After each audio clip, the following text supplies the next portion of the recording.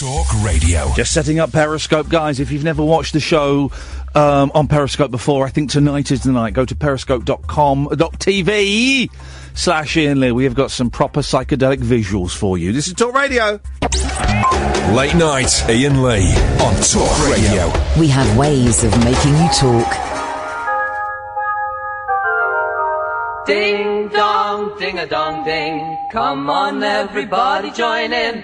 Ding dong, ding a dong ding. The party is about to begin. Oh, clap your hands and stamp your feet.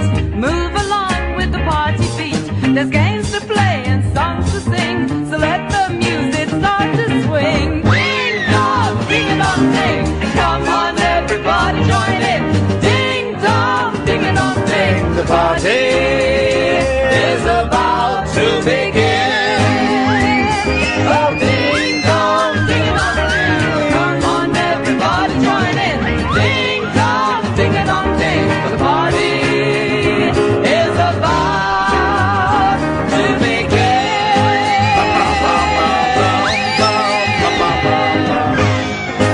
Yes, dear listener, it is Monday.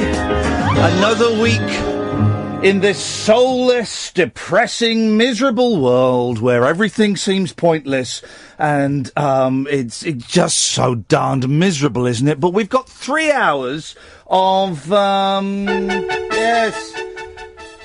hours of bollocks to get us through. We're going to get through to 1 a.m. and we're done. We can move on with our fetid, miserable lives. Good evening. 0344 499 1000 is the telephone number. Late nights with Iain Lee.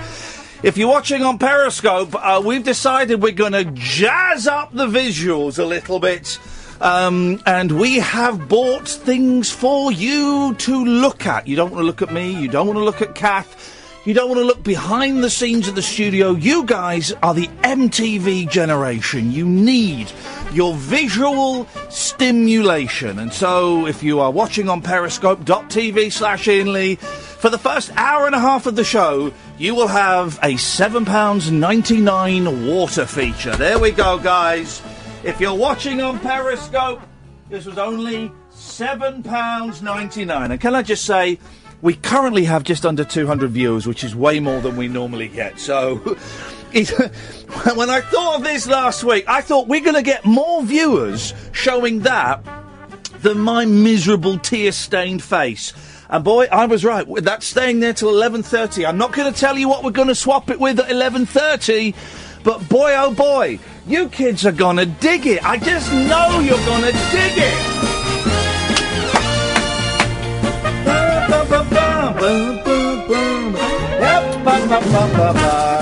Hands up if you hate yourself. Just me, guys. Just me. Okay.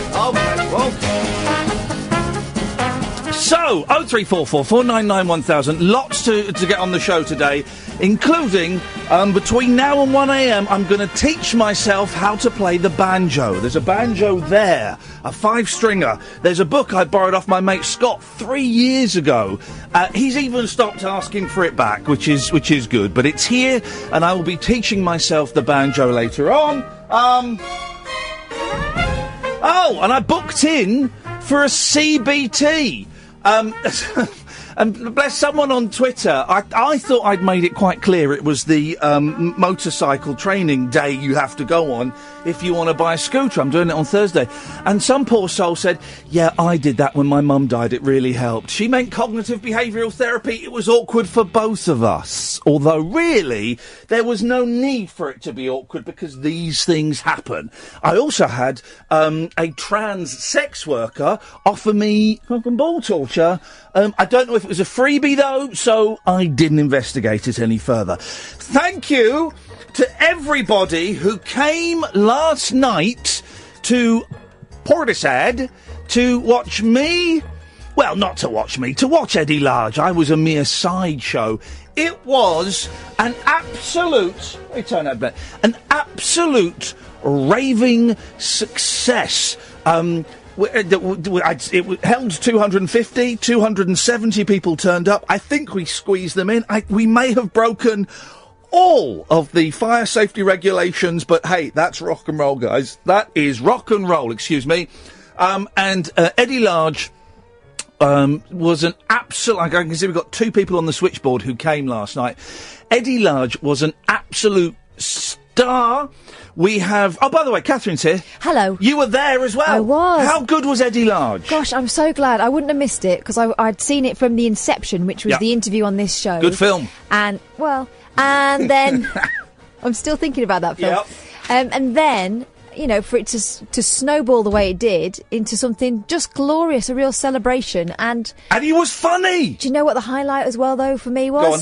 His wife. Oh, Patsy. Oh, Patsy is a darling. If, me and Patsy are going to run away together, I think. She is an absolute darling. A little bit tipsy at the end of the evening, I think. We've recorded it. So what my plan is to play a bit of it out on the show once we've edited it. Just like a little snippet so you can feel the vibe.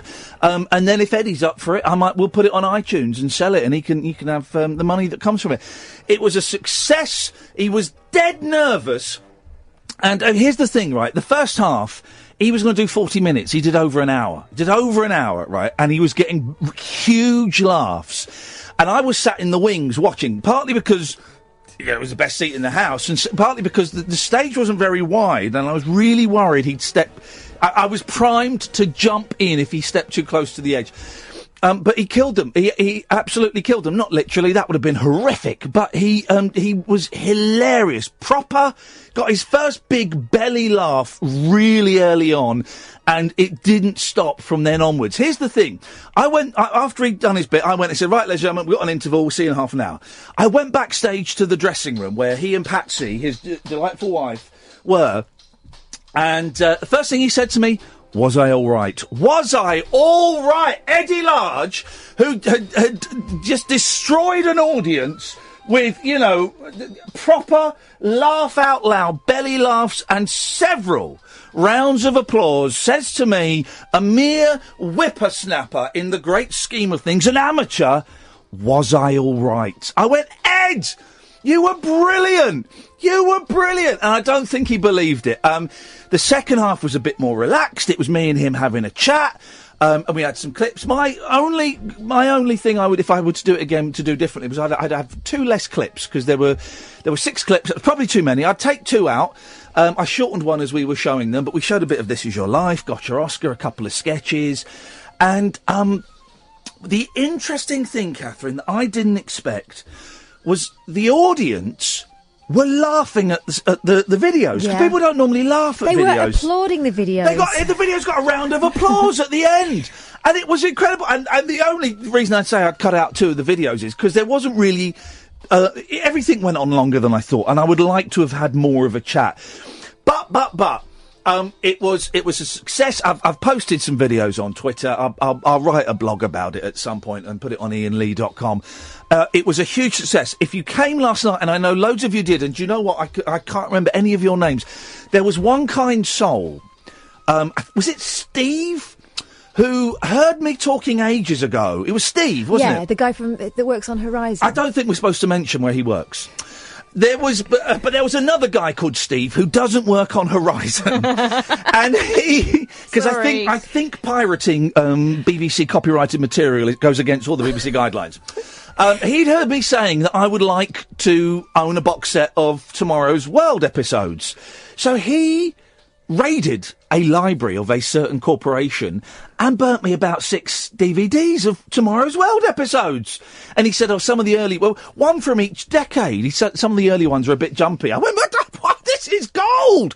This is gold! We met him. We met loads of people, loads of Rabbit Hole listeners. Tim and Murray. Yes. Matt. Murray was the 10-year-old lad. Yes, he was. Tim was his dad. Yeah, Murray was an absolute star. 10-year-old boy was there. How great was that? There was a gentleman who just yelled, "Oi, boilie!" at me. It was, without doubt, an absolute raging success. And if you couldn't come... part of me, I've been saying on Twitter and Facebook, no more projects. But then... He kind of hinted, he didn't hint. I said to Eddie, I asked him the question, are you and Sid ever going to get back together again? He said, well... Tid's coming to stay with me for a few days in the summer, and my brain's going, we could do this again with Little and Large, we could do this again with Little and Large. But I'm out of projects. Give yourself a week free. I tell you who, it was brilliant. We had Daz and his friends Mark and Jess came and helped out. They were superb. Tracy Fowler helped out as well. I tell you who helped out was Dredge, the work experience. Oh, yeah. Evening, Dredge! Good evening, good afternoon. Hey, man. You right? Yes, it turns out during the show, I only half heard the story, so correct me if I'm wrong, but is it right that halfway during the show someone did a DNA test on you and it turns out you're Eddie Large's son? Well, I think it was Eddie Large's nurse that came up to me and said, are you Eddie's son? I said, I'm terribly sorry, but I'm afraid I'm not. No, you would like to be, wouldn't you? She said, well, you look just like him. I thought, that is a sort of a compliment. Dredge was the person, and I've always wondered who these people are. When you go to events and they have a Q&A and someone says, right, any questions? Dredge was the person who went around with a dodgy microphone, because it was dodgy, that one, and would go up to them and give them the microphone. The runner. He was the runner, and Daz, who was doing all the sound, very quickly found the Benny Hill music. Thank you, Dredge, for allowing me to mercilessly bully you. There was a point where someone had put their hand up in the front row and we went there, and then the person next to them put their hand up, but I spotted right in the back row that someone else had their hand up, so I sent him there. And of course, thank you. Last night we came across something that I think we're going to adopt generally in all our questioning from now on. The best question in the world ever. The best question ever. Get this, dear listener.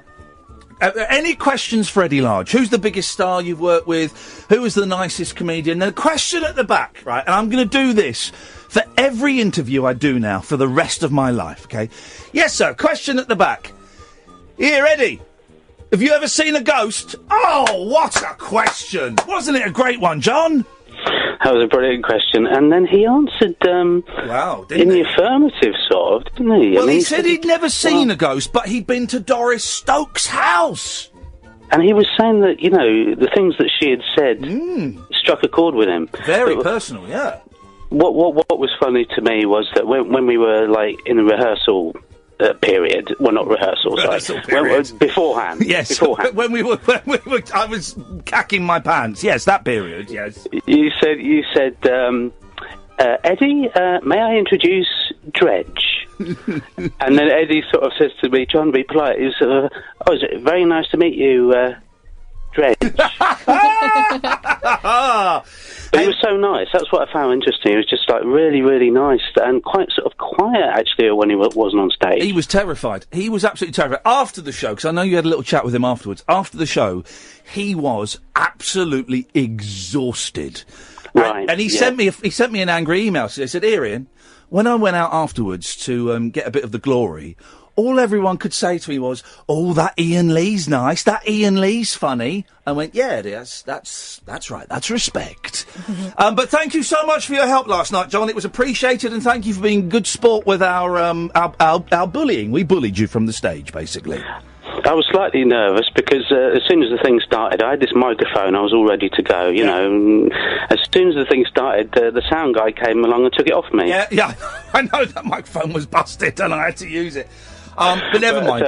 You did a cracking job, John. Thank you very much. Thank you, Ian. Thank you for letting me be part of it. I'm assuming you got home safely. You're not being held hostage by Portishead terrorists. No, I'm exhausted and sunburned, but very, very happy, yeah. I told you not to sleep outside. Thank you very much indeed, John. 0344 499 1000 is the telephone number if you want to give us a call. Let's go to somebody else who was there. It's Barry Weston. We met Barry Weston last night. Hey, Ian, how you doing, mate? Hey, now the thing is, right, how do I say this? This short and skinny gentleman, an old head, turned up and said, "Ian, can I have a picture?" And I went, "Yeah, of course you can, mate." And it wasn't until you said something, Barry, that I got the full Barry Weston accent, and I went, "Hey, you're Barry Weston!" And it was a delight. Nay, it was a thrill. Nay, it was an honour to meet you last night, sir. Well, can I say, Ian, that yourself and Catherine, what lovely people you are. Well, and it was an absolute pleasure to come to that show.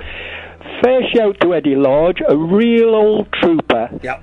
Wasn't he good? Wasn't he good? And to me, I mean, you saw more because obviously you were presenting it and comparing it, but to me, he came over as enjoying himself so much. Yeah. And the stories were just flowing, Ian. And you know what? I don't think we even tapped the surface. The stories were flowing.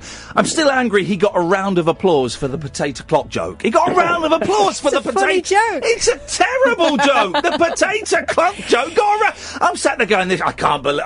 I was booing from the side of the stage that was getting a round of applause. It's a brilliant dad/granddad joke. It's a terrible joke. It got a round of applause, but it was... Here's the thing, Barry, and this sounds like a corny old showbiz cliche, but me and John talked about this briefly. The atmosphere in the room for that 3 hours that show went on was 2.5, 3 hours. It was different. John said there was a physical shift in the atmosphere, and I said the vibes, man, the vibes in that room changed from the moment he walked out, and it was full of love, wasn't it? It was, and the audience participation, the fact we all sung Happy Birthday and all the rest of it. But I just think, Ian, it was just one of those nights. David, my mate who met you as well, and David, we both said on the way back, what a lovely evening. And I'll be honest, Ian, I mean, if you can organise, I would say to all the listeners, if you are able to organise any more of these shows, what an experience to go there. No, Barry. Listen, I'm going to move on. Nice to meet you. No.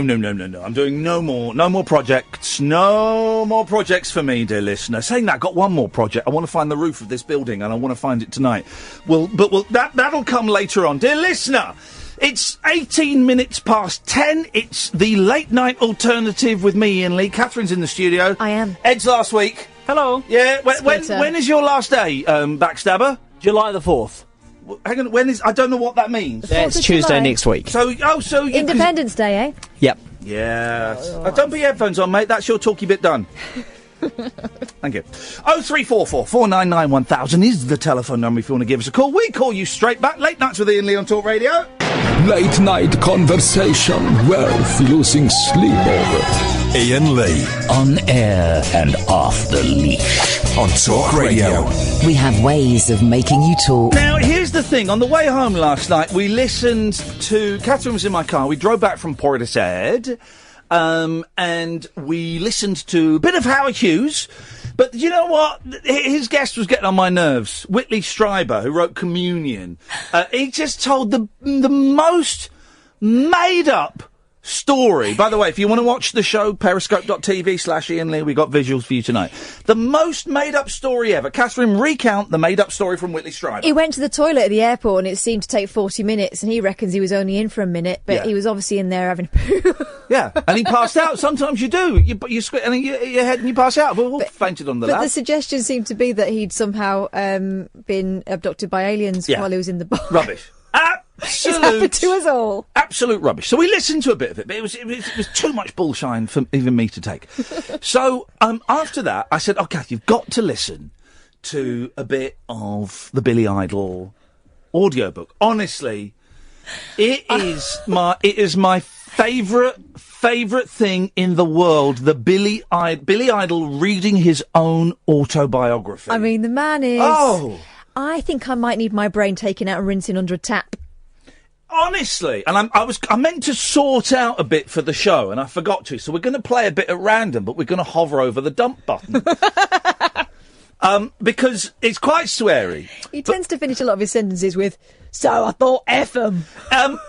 But the sweary bit isn't. I mean, that's funny, but it stops being funny after a bit. But it's his very colourful description. How did he describe it when he was a punk? And I think he was considered a plastic punk, by the way.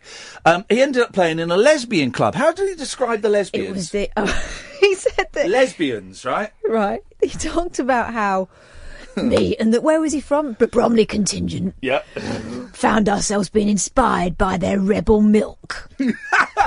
And what did he... The lesbians' rebel milk. The rebel milk... I would stand by the side of the stage watching as they danced and loved. And then there's a bit about he's having an affair with Don Letz's girlfriend, and we enjoyed each other on love-stained sheets. Oh! Crusty. So what we're going to do, I'll do the first dump, Ed. You need to hover up for the second dump. You're my backup dump, okay? Double dumper. Double dumper, right? We're going to play a little bit of the Billy Idol. Honestly, it's the best thing in the world. I've had so much fun. I just don't want it to end, right?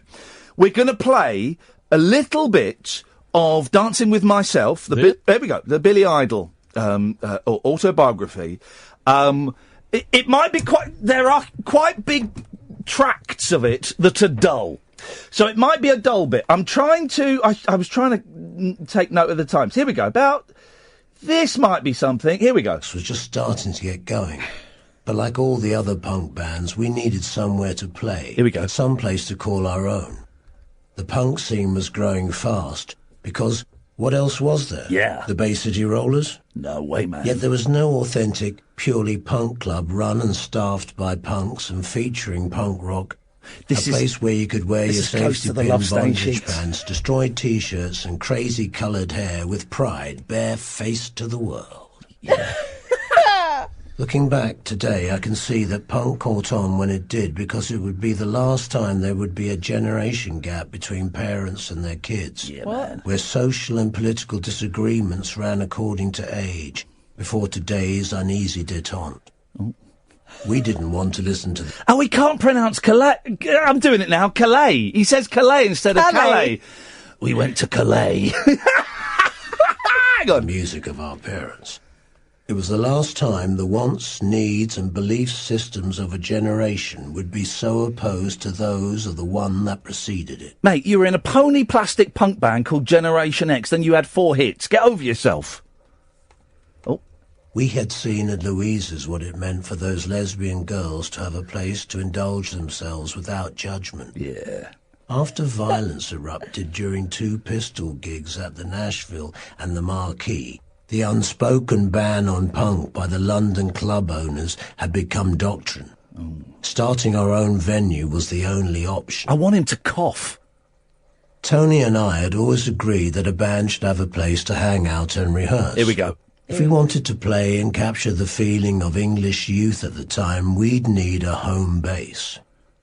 We wanted to start afresh, exploring this new music that was taking the country by storm. This new location would give us a headquarters, somewhere we could congregate, a place to play and work. Jean October and I knew of a club that had closed down in London's Covent Garden area called Shagaramas. A seedy gay club and soul boy hangout that had long since fallen into disrepair. I told Malcolm McLaren's accountant and our soon-to-be manager Andy Sazowski about it. Yeah. He and Tony's friend Barry Jones, who would be running the place, checked it out by belief that hopes can come true, even for the briefest of dreamy moments in which we murmured our deepest thoughts and spoke unsaid visions of a love that was forbidden. Here we go. Jeanette and I had to move on. In my mind, I still see her small frame disappearing around a corner of the West Hampstead tube station. Just a glimpse of a smile and she was gone. A possible future for me disappeared with her. Come on. But my deep desire to make music overrode my emotion, as always. I had learned this skill of overriding my emotions when I was young, as my family continually moved around. I'd had to learn to adjust to each new home. We're so close to that thing. Go back a bit. Moved around. She worked with her boyfriend, the aforementioned DJ Don. Here we go. Here we go. We spent a great deal of time together in the squat I shared with Steve Strange, another early figure on the punk scene. It was dingy, but we didn't care. We were together. The world could have stopped revolving and we wouldn't have noticed. At that time, Jeanette was the coolest chick I'd ever been with. Yes, she was somebody else's girl, but we forgot about that momentarily as I stared into her depth of being. What? She embraced a way of thinking that was far more mature than any I had experienced. Did you mean her? A tight mini dress, small, shapely, beautiful figure, and stunning smile. My mind could not take it all in without rushing to a sensual overload. We would meet in this sordid love nest while we pretended the outside world didn't exist, and time was suspended in that forgotten downstairs room on a filthy mattress with sheets stained with love. Disgust me! Idol, you disgust me! Oh, honestly, we'll dip in more. We'll dip in throughout. You've got to be so careful though, because it's so sweary. But the thing that I love about it is the pomposity, right? He's Billy Idol. In punk, he is a minor figure, and in the world of rock, he's a footnote. Really. I get the impression he talks about I used to hang out with Susie Sue. I get the impression they all thought he was a bit of a nut. Oh yeah, definitely. They must have done. So we'll play some more of that a bit later on. Also, we tried to phone in on Friday and it got swamped because we had so many good phone-ins. So tonight, I want to do it again. Dull rock stars, right? Dull rock stars. And I'm going to come straight in with the rock star that I think is going to win this. Okay, I don't think we'll be able to find anyone duller, right? 0344 499 1000 if you can find a rock star duller than this. Chris Rea. Right. I just don't think there's any rock star in the world that's duller. Catherine Boyle, you've got your hand up. Objection, Your Honour. Yes, sir. Richard Hawley. Have you ever heard him? You keep talking about Hawley. I've got no idea who he is. Heck, I've been subjected to more Hawley than a human being can possibly take. Morley? I've not heard it. Right, OK, I'm going to find you the song. I tell you what, let's have a quick break. While you're looking for the song, Catherine, up your bum. Late night Iain Lee.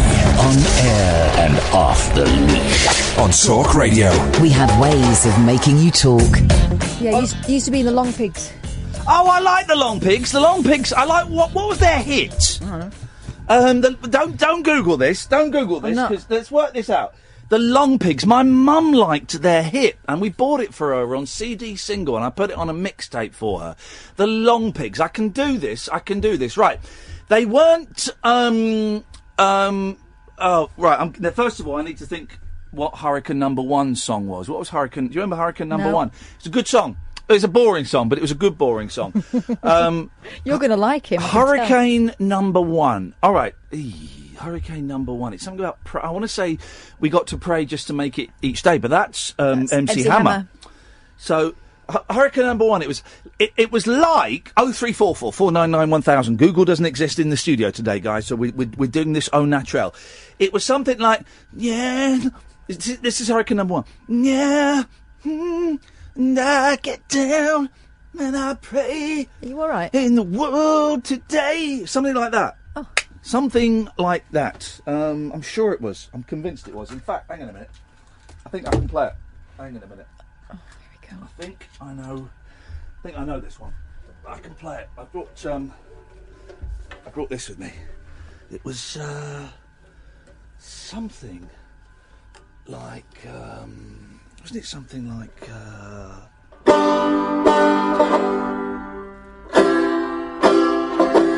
do you know what? It was something like that. It was G&C. Oh, what was the Hurricane Number 1 song? Because once we've got that, we can work out...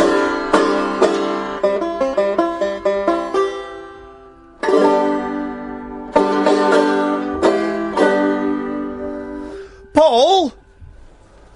Hello, is that me, yeah? What was that's your name, buddy. What was the Hurricane Number 1 song? Are you playing the banjo right now live? I don't know what you're talking about. It's a simple question. Okay, what was the Hurricane Number 1 song? Okay, I remember the song by the Long Pigs.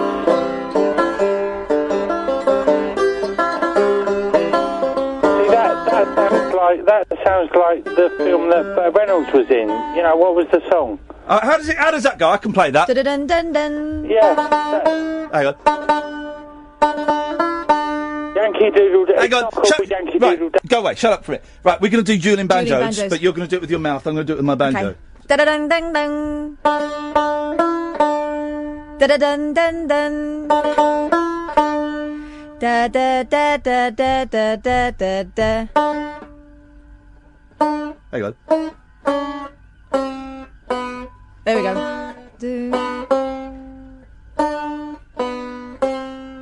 I got it. Right.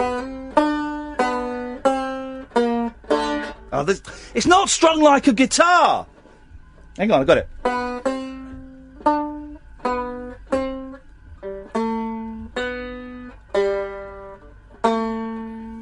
Yeah. Da, da, da, da, I've just done that bit. Da, da, da, da.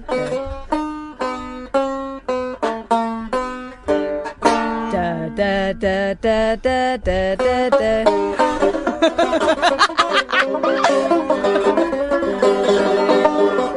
That's it, isn't it, Paul? That's it. We did it. Bang on. You needed to hit, wasn't I right?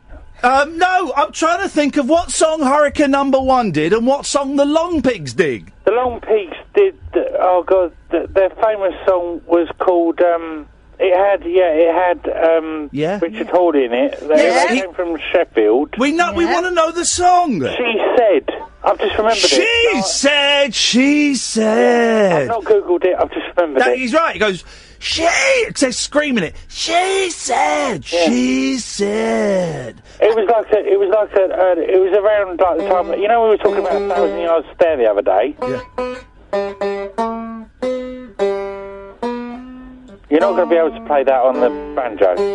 No, because he sees it as a challenge. Yeah. I can play this. Play Yankee Doodle. No,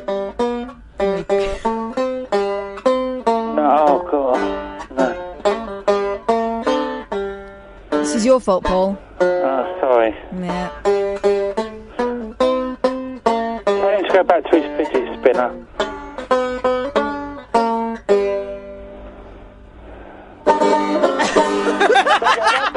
That beat's right. Yeah, I know, it's all right. It's all right. What's the... I bet you hear that a lot in Stoke Poges, don't you, that song? We're all in... Seriously, right? Here's the thing, for a second. Right. Just Paul, for a second. Got hair lips. Paul, shut up for a second. You're annoying me tonight. Here's the thing, right? No one listens to this show. We know that's a fact. I'm not being hard done by it. It's just a fact. No one listens to this show. Tonight, I have given you a water feature, and I'm playing the banjo. If that doesn't get the kids listening... And we're talking about current pop bands just after Glastonbury, like the Long Pigs and Hurricane Number 1. If that doesn't get them... Doyle, not shut up! If that doesn't get them listening, I don't know what will, Paul. OK, water features and music and songs, yeah? Playing the banjo right now. I bet you can remember the riff in your head. The song Waterfall by the Stone Roses. I know Waterfall by SWV. Was it them? Did that? No, yeah, that was with the woman called Black Eye or whatever. Yeah, no, Waterfall by the Stone Roses. Da na na na na na na da na na na. He's boring me tonight. Jerry, he was boring me a bit. He'll send me a stroppy email. I don't care. I can take it. Jerry. She said. She said. That was Long Pig song. That was it, the Long Pig. She said. But everyone singing "She Said" at me when I don't know what the song is not helpful. Like somebody else in bed. He screams it. She said. She said. What did she say? It don't matter what she said. Well, it clearly does. She said this.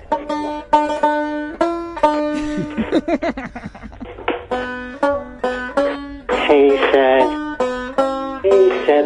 Wheelchair so far. Sorry? Hey, wheelchair so bit. There we go. Hey, Jerry, I'll play some banjo music. Hurricanes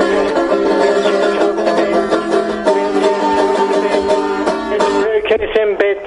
There we go. What was Hurricane? What did you just say? Pits and bits? Bits and bits.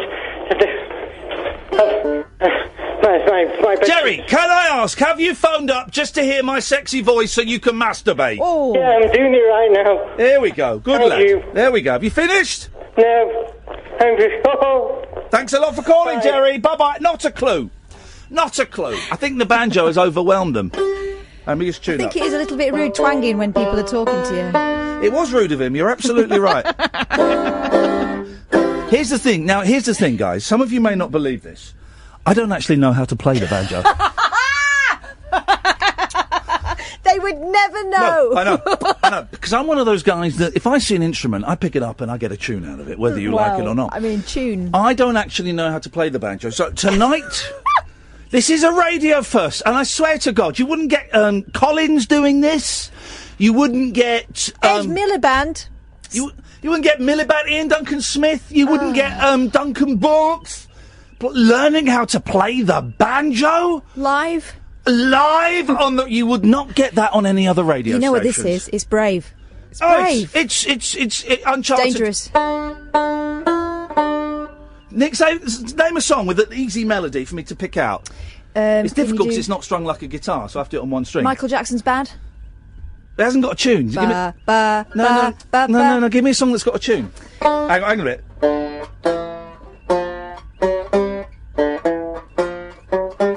Spot on. Your blood is bad. Gonna get you some. You tell my man.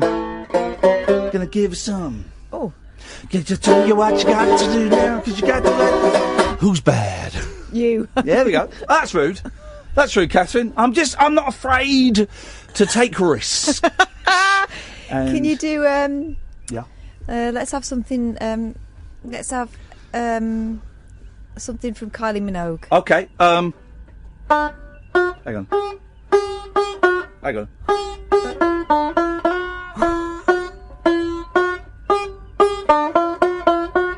Yeah. I should be so lucky. I should be so lucky in love. God, it's like being in the studio. Is it? I can play it, actually. Is it my imagination? There is no hesitation. I think about you all the time. When my mind's a situation, I've done a better. Wish you could be mine.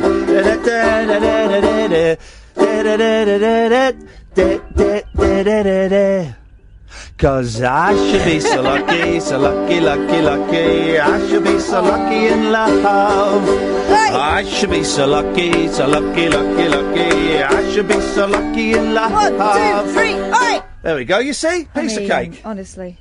Late night, Iain Lee on Talk Radio. We have ways of making you talk. You can call us. I just want to try. I just want to try something here. I just want to dial out. We don't do this very often, but I just want to dial out. The dial didn't work, did it? Let me just try again. Ay. I should be so lucky. Oh, I did the wrong number. That's why. So let's go.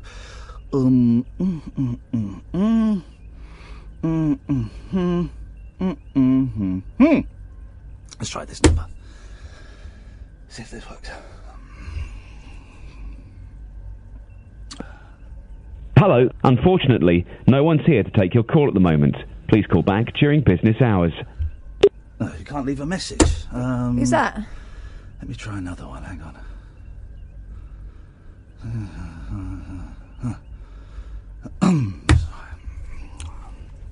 Let's try. LBC, what would you like to say? Hello, yeah, have you got any jobs going? Any jobs going? Presenting, because it's not really working where I am at the moment. What would you like to do, mate? I'd like to be... That's LBC? It is LBC. I'd like to be a presenter, please, because no one listens to my show. What slot would you like to get? This slot, please, 10 till 1. Who's listening to your show? No one's listening to it, that's the point. You've got loads of listeners. Can I come and work there? What show are you on? I'm on Talk Radio. Oh, goodness, is this Ian? Yeah.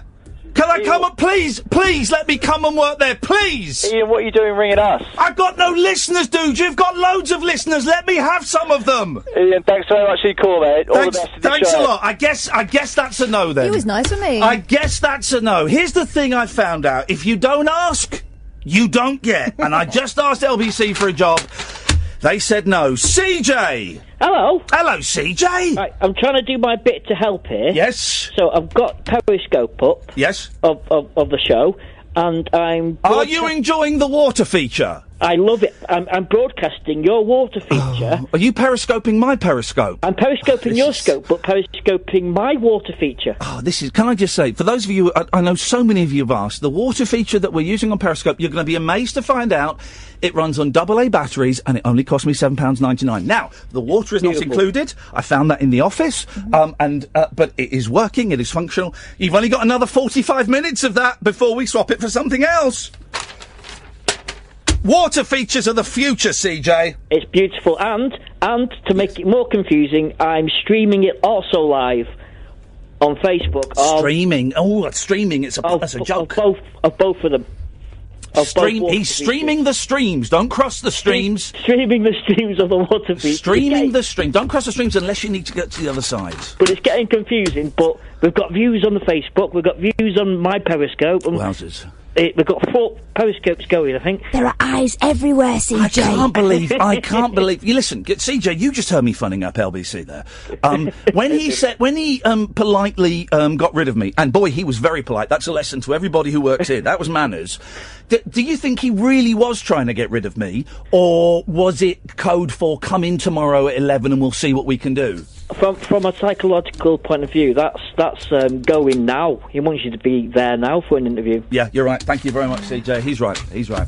0344 499 1000 is the telephone number if you want to give us a call. You'd be very, very welcome. Desperately trying to attract more trade for the show. Otherwise, I'm bailing. I'm out of here. I'm out of here. I mean, you've gone to expense there. Yep.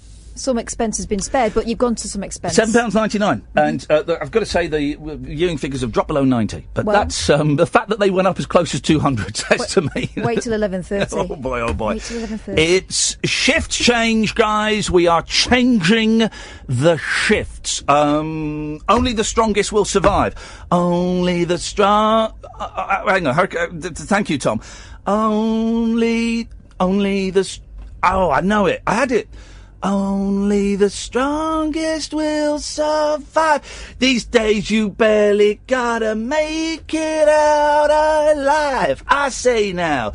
She said, wow, yeah. My youngest said to me the other day in the car, Daddy, why do so many, here we go, Paul's emailed. Okay, Ian, I'm not stupid. I know you're not playing the banjo. You have someone else there. That's right, guys. My youngest said to me, Daddy, why in so many songs do people go, ow? And I said, why do you think? He said, is it because they got an electric shock from the microphone? Oh. And it's true. There are so many songs where they go, ow! That's a stupid vocal tick, isn't it? That's a dumb vocal tick. Ow! It's James Brown, isn't it? Okay, look, actually, this is quite an interesting thing and would make a really interesting Radio 4 documentary. Chasing the source of the ow. Who's the first person to do it? Ow! Because you get it in pop, you get it in rock, you get it in soul and funk. Yes, of course, James Brown did it a lot. You don't get it in classical music, that's for sure. No, you don't actually. No, think about it. No, you don't get in classical music. Christopher will know, because Christopher's a music man. He comes from down our way. What can you play? Guitar. Guitar. It doesn't work with guitar. It's piano. Piano.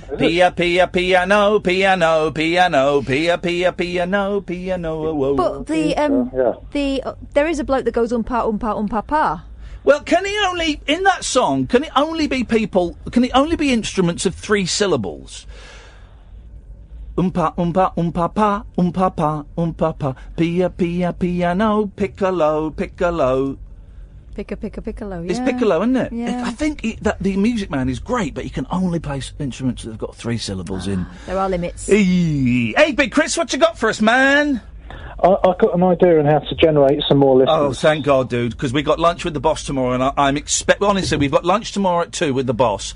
I am expecting the worst. Normally, at the start, he would meet us at fancy restaurants, and I'm trying not to read too much into this, but he wants to meet us at the McDonald's drive-through. He said, don't bother getting out of your car, just wind down the window. I'm predicting the worst. Well, why are you predicting the worst? It's not a sausage place. Hey! German joke! Hey, German jokes! Sehr gut. Ja, das ist einfach klasse! Ja, genau. So I thought. No, hang on, that's true. I thought. No, we're doing it, Chris. We're doing it. We're all in. Also, ich weiß. We are doing this in the German accent because soon we will not be the part of the Europe. So today, just for this call only, Christopher, I would like you to do it in the German accent. Well, I thought what we could do, I pretend to be a politician. Oh, yeah. You asked me the same question about 20 times. Yeah. I refused to answer it. I answer another question that you did not ask me. Okay. You make a clip of the questions and it goes put viral. online. We get the virus. Christina has really thought this through. Well, it's very good thinking. Okay, I ask you the question. Was ist los? What I think we need is a strong and stable government. Nein. Entschuldigung, answer the question. Was ist los? Well, I think what you'll find is there's nothing. Don't tell me what I will find. Entschuldigung, what is dein Bahnhof? No, they are asking the same question. You have interrupted with a secondary question. I'm sorry, that was the highly point irregular. of this is to make this go viral. Okay. Was ist los was the question? Not, Entschuldigung, wie komme ich am zum Bahnhof, Peter? That is not the question. Apologies. This is, the whole viral thing has gone to pot. Now it's kaput. Scheiße! Start again. Scheiße! I will not start again! Christopher, you have ruined the show! Ruined the show! I'm enjoying saying the R. You have ruined the show! Christopher, you have ruined the show! I do not want to talk to you! What I've put in place is actually measurements that prevent this from happening in future governments. You have ruined the show! And I want you to put the phone down and go and hang your head in shame! Put the phone down! I think what you'll find is... I cut him off and I will cut his balls off. What a Schweinhund. I'm really enjoying saying the R. I have never come across this before. You have ruined the show. The R is getting caught below my lower teeth and ruined the show. But Ian, did you never read the witches to your children? No, I did not do such a thing. She says a lot of, I will frizzle you like a fritter. I don't like the frizzle, but I like the ruination of the show. That was fun, guys. That was fun. We'll be doing it in Pakistani the same time next week. Foggy, good evening, Foggy. Hello there. Hey, that was a very strange... I don't know how I can follow that. I'm a little bit... just wait. You just wait. Well, no, don't wait. Go. You can follow that. That's absolutely fine. Yeah, I just got a dull rock star for you. Oh, yeah, dull rock stars, guys. More dull than... I can't remember who your dull one was, but this is more so boring. Bruce Springsteen. No! No! Are you joking? Sexy! I went to see him once. A friend gave me a ticket to a gig. And it started, and about 3 hours... It was just... Hang on a minute. Let's ask... Bruce? Are you boring? Guys and gals in my backyard. Oh. I gave my first and last show for quite a while. There we go. No, he's very interesting. He is not the boring rock star. No, I know he goes on for a long time, but I don't consider him to be a dull rock star. I consider him to have a bit of grit about him. He's a saucy little pocket rocket. Yeah. Well, for his age, he's looking good, but it's just... It just goes on and on. Well, he does. He famously does like 3 or 4 hour shows. Famously. Yeah. Quite often he plays 2.5 hours in before he'd done a song I'd even heard. Well, but that's the thing. I think that's quite interesting that he does such long, tedious shows. So he's the Ken Dodd of rock and roll. He talks to the audience, doesn't he? He talks to the audience. Oh, to be fair, to the other 80,000 people in there, they were having some sort of epiphany. Yes. They thought he was they were elevated to some level that I wasn't. Yeah. But I don't know. It just wasn't for me. I'll probably stand alone on this. I will not. I am not allowing Bruce Springsteen in the list of dull rock stars. I'm sorry, no. I cannot. No. I cannot. He's not my cup of tea. He's not my favourite person by any stretch of the imagination, by any S of the I. But I cannot allow him on the list of dull rock stars. No man who wears a bandana with such cocky abandon can go on that list. Isn't it though? Isn't it? Yeah. Isn't it though? Yeah though. Hey, listen, guys. Here's the truth. Tomorrow we've got lunch with the boss. I'm expecting bad news. Tonight could be the last show we ever do. I just don't know.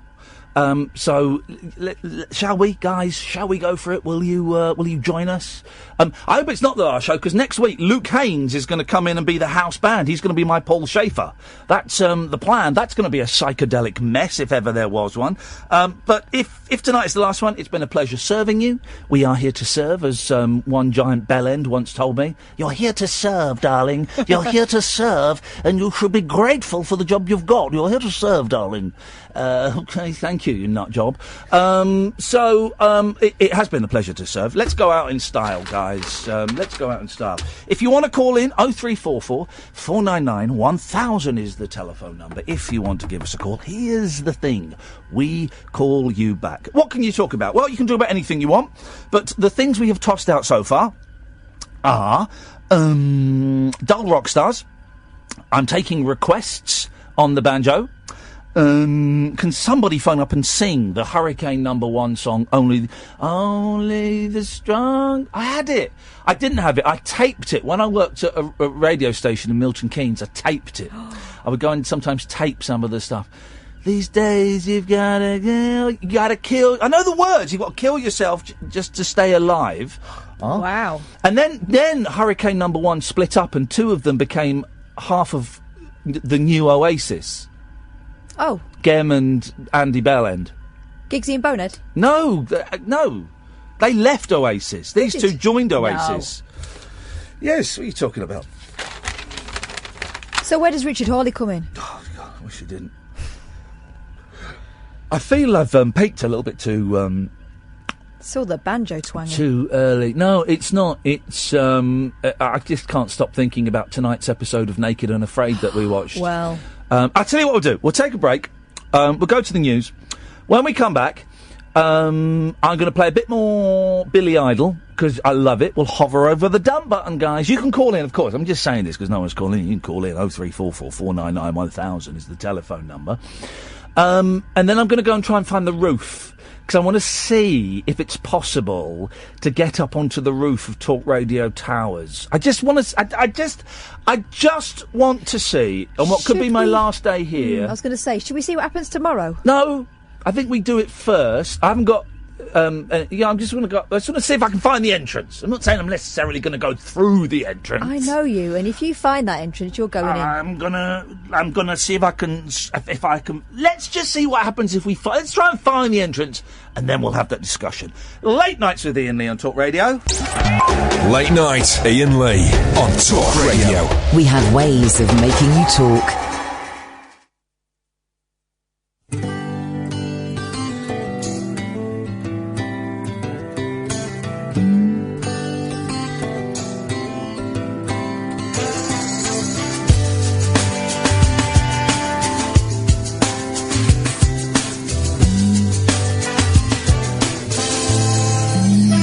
Well, my life is worth nothing to some, while to others I am #1.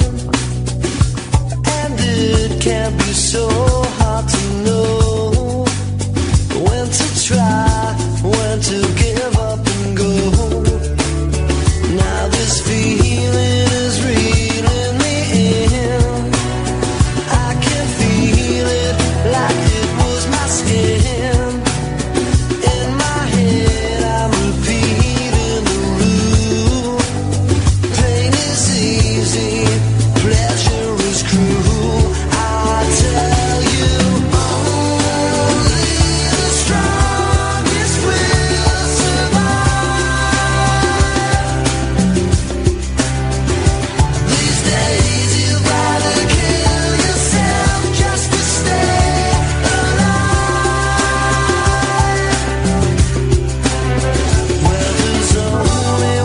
Well, that's more insipid than I remember it. That's Hurricane #1. They are now the bass players and the drummers for the Oasis. I've never heard that before, ever. That is much more insipid than I remember. I will tell you that. For now, 0344 499 1000 is the telephone number. Can I read an email about last night's Eddie Lard show? Oh. Have listened to this from Eben, regular contributor to the show. I liked Eben. He's a nice lad. I'm going to read it. Well, I'm not going to say. I'm going to read the email, and I'm not going to say anything because I'm trying to be nicer to get more listeners. Hi, Ian. It's titled "Photos, Videos, and Thank You." Hi, Ian. I'll do the voice. Hi, Ian. I've got loads of photos and a couple of videos of last night. Oh, you were pirating a public performance. Interesting. If you'd like me to send you all of them across, I'd be more than happy to. It was really good, and Eddie did a splendid job, and you were an excellent host. Kath did a bloody amazing job at organising it.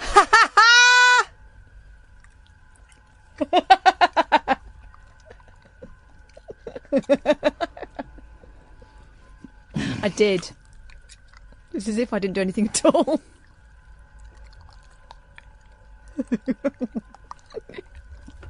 Yes, just indulge me for a second. I'll take my frustration out. In the only way I know how. Oh, God. It's by playing the blues.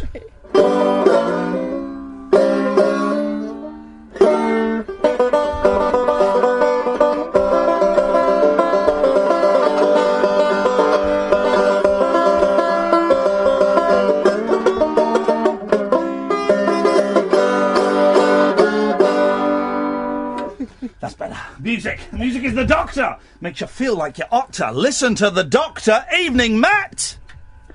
Good evening. Good evening, Matt.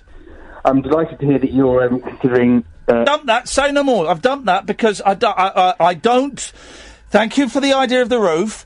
That extra bit you just mentioned, ipsnay on the roof nay, okay? Because, all right, just calm down, dude. Calm down, dude. Let's not let one step at a time, buddy, all right? Calm down. Thank you, Matthew. Thank you, Matthew. Right. Yes, sir. Moving on. Soul rock stars. Collins, obviously. I don't think he's dull. Do you not? No. Have you read his autobiography? You know,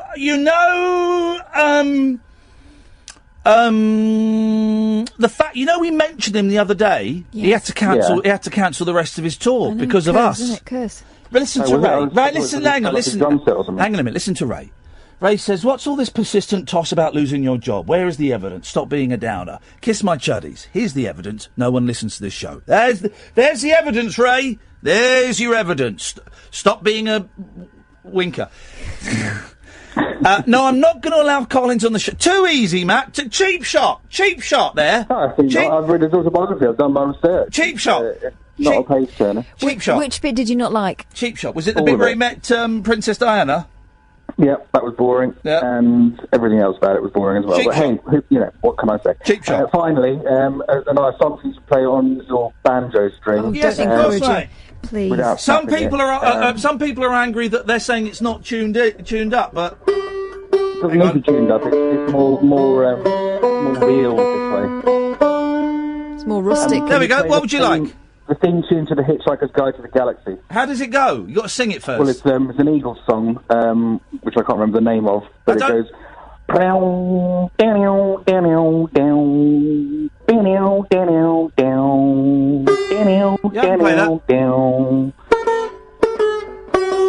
it's like listening to it live.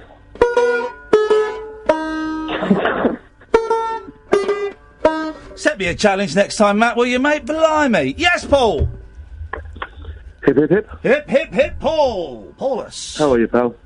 Hello, yourself. Bringing things a bit full circle, I just walked in and heard your talk of maybe not being on air after tomorrow. Yep, that's right, guys. Got lunch with the boss. It could happen. Thoroughly depressing thought. I might get some sleep, which would be nice. Selfish. There we go. I tell you what we can do is a phone in. What would be the benefits of me losing my job tomorrow? There we go. Phone in. Do the phone in. 0344 499 1000. Everyone that phones in with a reason, Catherine, put a red mark by their name and find out where they live, and we'll send them a pile of poo through the post. Excellent. Yes, Paul. It's all a bit weird, really. I've just walked out of a recording of a podcast at the Leicester. No, she doesn't get that lucky. At the Leicester Square Theatre. Oh yeah, with Dan Skinner, which was a bit. It was wonderful actually, and that, funnily enough, is exactly where I found you a year or so ago. And got into this beautiful show that you do every night, which I love. Paul's written a eulogy for us. This is lovely. I like this. But it's all sort of circuitous, and it all came to the point. But then on top of that, just to feel it all off. What does that mean to me? Getting up to the roof of your station is dead easy, because I've told you before, I did the air conditioning and stuff. Well, where is it? I assume I just go up. If you go up to the third floor, is it? The top floor? Yeah. Mm-hmm. Yeah, you come out the lift, do a left, and there's a door there. Right. and there's literally just some staircase, some stairs up to the roof. All right, beautiful. Well, we'll have a go in a minute. Key, because in today's society, you won't be able to just walk through that door. Bloody ISIS. But the view is incredible. All right. It's fantastic. All right. You must go up there. I'm going to go up there after this next break. I'm going up there. Good on you. I'm doing it. Thank you, Paul. 0344 499 1000 is the telephone now. After this next break, I am going up there. I can see you've got a look in your eye that says your mind is made up. I've got a look in my eye that says I'm bored. Might as well go and do something else. Then when I come back... so you've got about another 3 or 4 minutes, guys, of that water feature. Then we're going to stop Periscope, because we're going to have to phone me up as I go up there. And then when I come back... new visuals. Paul, one call a night, dude. I'm sorry, I just have some information about Billy Idol. Oh, he's going to grass Billy Idol up, is he? Yes, You're going to grass him? The best thing Billy Idol ever did was perform his role in The Wedding Singer film. No, it wasn't. Okay, White Wedding was good, yeah. No, well, I'm telling you, not only the best thing Billy Idol ever did, the best thing ever is him reading his autobiography. Yeah, you've been playing it. He's right. Yeah. Let's play a little bit more, shall we? What's happened there? Oh, okay, so let's play a little bit more Billy Idol's autobiography. We're going to hover over the dump button. In the music magazines that I've been reading like gospel since I was 12. Yeah. Magazines. Before the internet, music publications like Melody Maker and NME destroyed T-shirts and was young to preventing themselves. Quite often what he does is he goes into long detail explaining really dull things that everyone knows how they work. He spends about 10 minutes explaining what music magazines are and what purpose they serve. But we know. We're not idiots, for Christ. So let's see where we are. Cutting their hair, altering their look and their names. I thought changing my name would free me from the shackles of family and also protect them from possibly being embarrassed by my wicked ways. Ooh. I intended to use the name Billy Idol, IDLE, which had been bestowed on me by a disapproving chemistry teacher who had written on my report card. Sometimes I get the feeling he's recorded this one word a day and they put it together. This following story, I don't believe. No, I don't believe this at all. God. William is Idol in giant block letters. William Idol, Billy Idol. I had been using that name on the ID card required for entry into Louise's. No, you hadn't. But Monty Python's Eric Idle already had this name. Yep. When Melody Maker journalist Caroline Coon interviewed me for a story she was writing about the Bromley contingent, she asked me to spell my name. I realised I couldn't be IDLE. I had to decide right then and there. It occurred to me that IDOL would work just as well. If not better. With his bleached blonde hair and punk rock pedigree, Billy Idol emerged. Did he, Eck? Tony and I were at my house one day working on song ideas, and I showed him a book called Generation X. Anyway, I'm going to skip forward a little bit, 'cause I don't know where the lady lesbian bit is, because that is just delicious. But let's see. And word of mouth travelled fast, and the various hip cliques, hungry for somewhere new, quickly decided that this was the place to see and be seen. Don Letts was the DJ. Right, so they've set up a punk club. If we're lucky, this is the bit... Is that the one in Shagadelic, or whatever it's called? Yeah. If we're lucky, I've got it to the bit I heard today where he talks about how they decorated it. Oh. And Jeanette was back with him. So I had to control my emotions. Yeah. She was his girl. But I couldn't help feeling we had something personal and special too. That's the girl who he had sex with on the Love Stain sheets. Okay, just so you know. Still, this allowed me to play the field, which was growing larger every day as punk became an unstoppable wave. For much of the 70s, a battle had been going on between the government and the unions. An ongoing garbage workers' strike buried London in He says garbage. Garbage, excuse me, Yeah. you're English, Billy, William. He says garbage. He does a couple of things like that. Piles of rotting rubbish. Trafalgar Square was a mountain of black garbage bags. Bin bags. Twitching with rats. Girls turned up at the Roxy in black garbage bin line. Oh, No. 3 in a row. Idle. As high heels and ripped black hose with Whoa! Tights! Well, come on, dude! over-the-top goth-eye makeup popularised by Susie. The Roxy became a hive of activity, spinning the fresh sounds of punk. New acquaintances kept arriving from all over London and other parts of England with the era's equivalent of viral messages. The place's energy was fueled by former outcasts jazzed at finally finding a place where they were welcome. The feeling was so palpable, it hung in the air, There we go. infecting all with an excited lust for whatever was coming next. Yeah, it's usually you, Billy. Free to pursue my own romantic interests, I was taken into the toilets by a girl. Right, this bit's rude. Right, it's okay. Ruder than love-stained sheets. Yeah. This bit's rude. Ruder than okay? Rebel Milk. I think we can get away with it. So just, I can't quite remember what he says, but he talks about this young girl, right? Oh, no. That he has like a groupie, and he says something. Well, okay. Girl named Zoe, who proceeded to give me a suck in full view of everyone, performing the deed with relish. Okay. My eyes bulged like those of a wolf in a Looney Tunes cartoon. There we go. I mean. Exactly, but there's a bit more.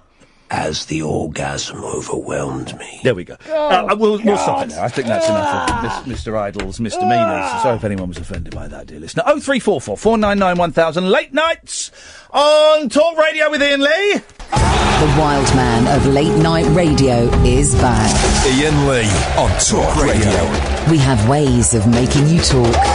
Okay, so it's me in the studio, and Ian, where are you now?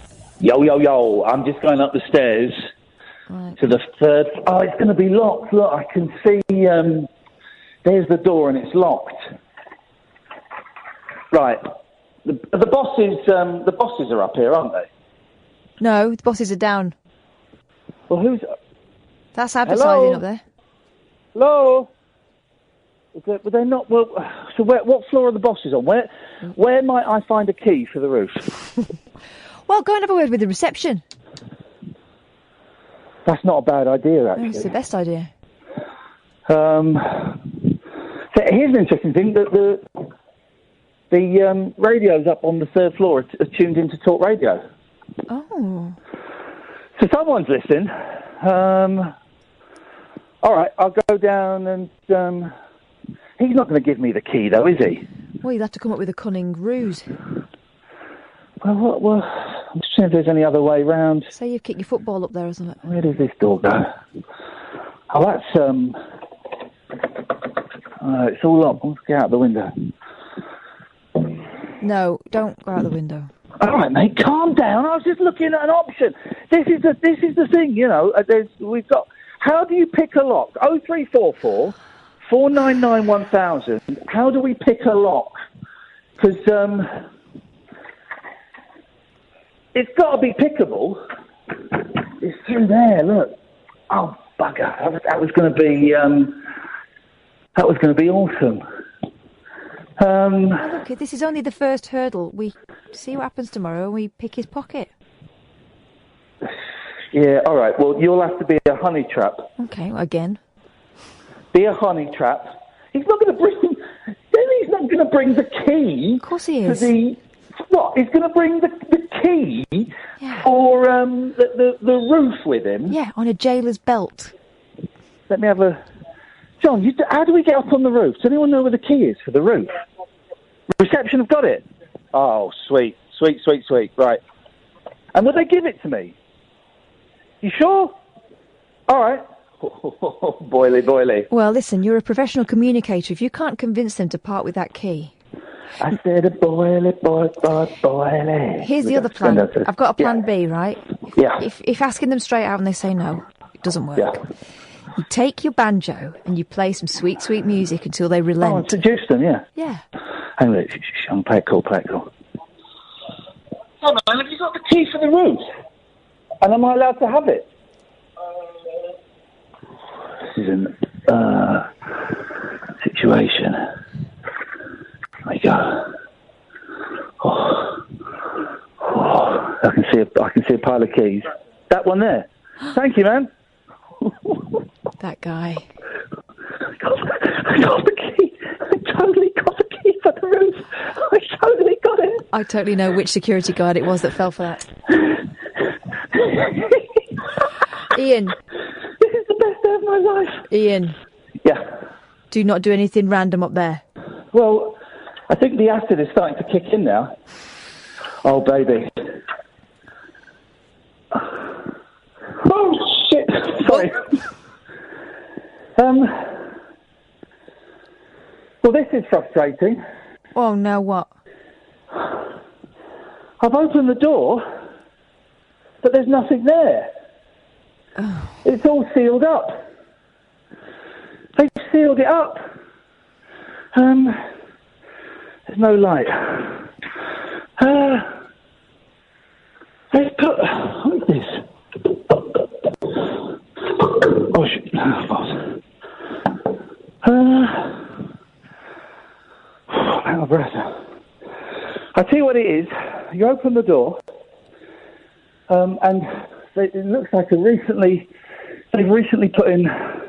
Well, it looks like the underside of a staircase. But there's no way through it. Oh. Hang on a minute. Let me lock that. I'm not going to be beaten. You've been watching too much Naked and Afraid. I am naked. I took my clothes off. Right, let me go back in here. So this is... Oh, where's the lights? Right. There's another door here. What does it say?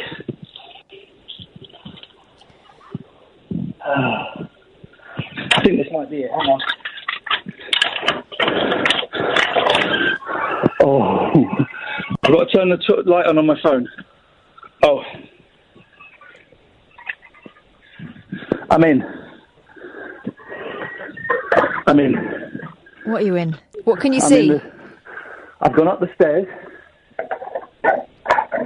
There's a door. This is like Nightmare.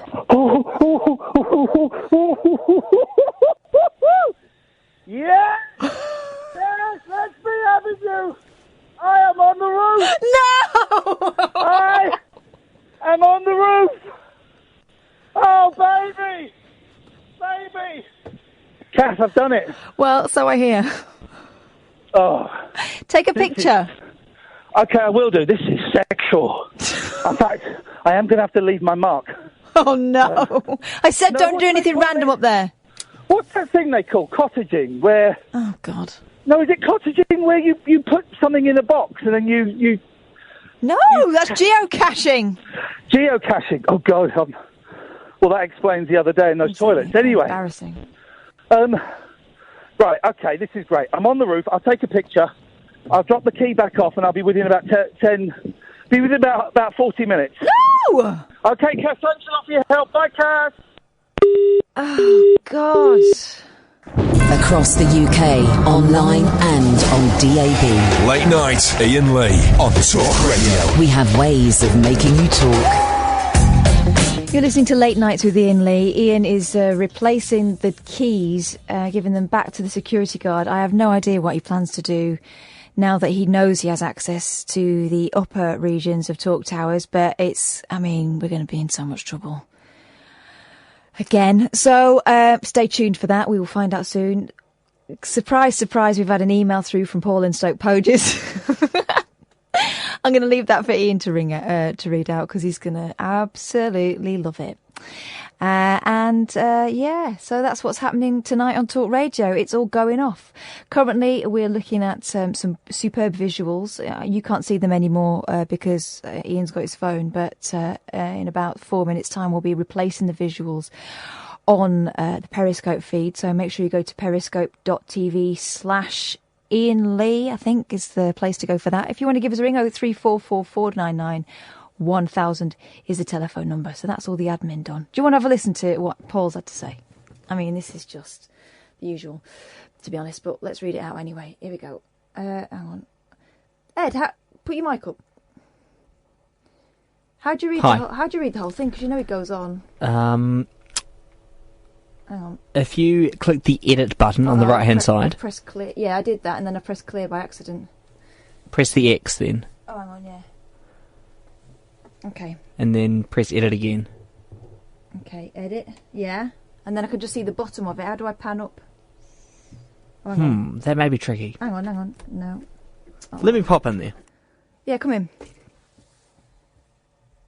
Because I think this is a two-man job understanding this email anyway. Have you tried turning it off and on? Hang on. Here it is. Right. There's this secret little view which has now disappeared. There we go. Here we go. That might help, and then you should be able to scroll. Right. Ian, I think you're now trying to be clever, and this is Billy Idol thing you're playing is a total fake. Yes, I'm not stupid again, but I will call you clever and funny, Ian. It's a brilliant idea. Great radio. Seriously, this is not really Billy Idol's voice, or even he would think of doing something like this. Stay on the radio, Ian. It is genius radio. 3 exclamation marks for that as well. Truth. Yes, please read this message out. I bet you don't, though. I will tell you true story about Noel Gallagher and Billy Idol. Oh, here we go. Does everyone want to hear a story about Noel Gallagher and Billy Idol? Noel had just started writing a song that became called The Importance of Being Idle. And he was in a LA hotel one night at the bar, and Billy Idol was there. Noel grabbed a guitar and sung it in front of Billy Idol. Yes, total truth. Thanks, Paul. Thank you very much. Paul in Stoke Poges there with yet another ripping yarn. Where on earth is Ian? Because, to be honest, he gets paid about 3 times as much as me, and I've got things to do. I think he's about to run through the door right now. He better, because I'm having my cup of tea now. Hey man, I'm back. Welcome back. About time. Sorry. What a gas! Well, you could show me now. I mean, flipping it. What a gas! No. Come on, let's get the boring job. Well, what you saying? Hosting a show on a national, in inverted commas, radio station is boring. I've just read out Paul in Stoke Poges' email. Well, so yes. okay. What a gas! What a gas! Security. I slept in a fiver. Well, you heard the exchange, and I went up on the roof. Up on the roof. And? I did a poo. I left my scent. I left my scent on the roof. There'll be any other presenter that goes up there will take one sniff and go, oh no, so this territory is marked. I shall be leaving it. I went up on the roof. I've just tweeted the pictures, guys. What a thrill. What a gas. Oh. So here's my plan. You know, I've always wondered what those shops are for. You know, the ones...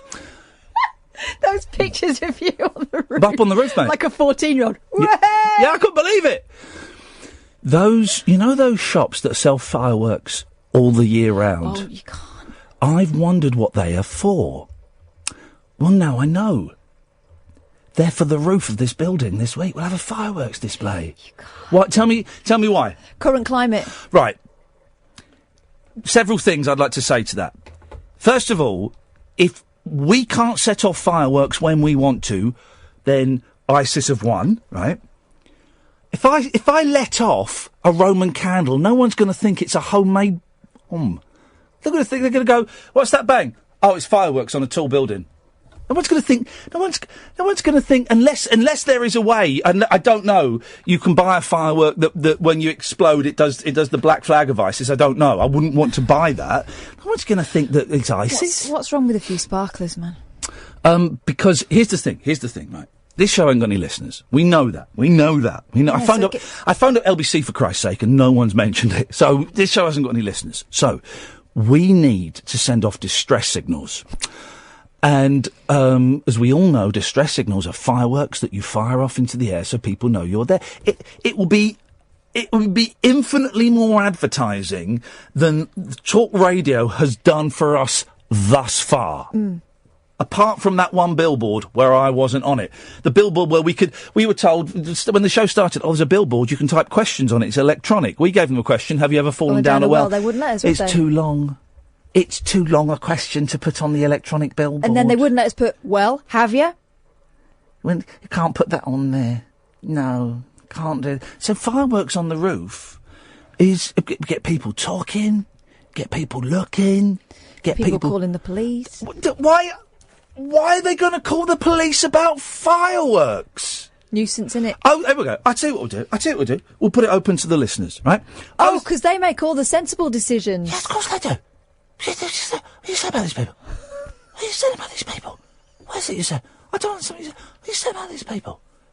They're idiots. Yes. You're saying these people are idiots? I'm saying loners, losers, drug addicts, manic depressives, bipolar, bellends, simpletons and singletons. Is that what you're saying about these callers? What I'm saying is there is a general air of mischief about the average caller to this programme. Yeah. Was it? Do you know what? Here's the thing. Go on. Live a little, Catherine. Live a little. God. 0344. No one are calling because no one's listening. 0344 499 1000. Should I go on the roof this week and let off some fireworks? It seems to me. So what happened? Hang on a minute. What happens November 5th or the nearest Saturday to it?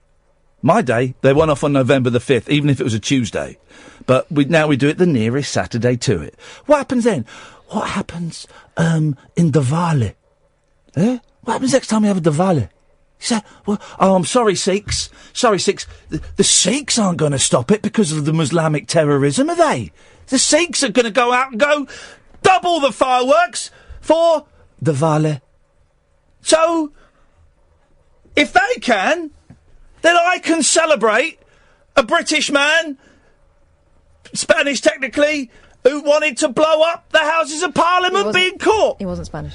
Well, I know he wasn't Spanish, but he was a Roman Catholic. And Rome, of course, is in Spain. So that's where that comes from. So, no, if the Sikhs, and I'm not saying this because I'm a racialist, but if the Sikhs won't be cowed by... Who's the leader of ISIS? Because we had Osama bin Laden was the leader of the Al-Qaeda network. Great channel, I missed that. Who's the leader of ISIS? Is there a leader? Isn't it Bagshot al-Babar? Was that his name? I don't know. There was someone, wasn't there? Bagshot al-Babar. They seem to get popped off at a rapid pace. Well, it's the food.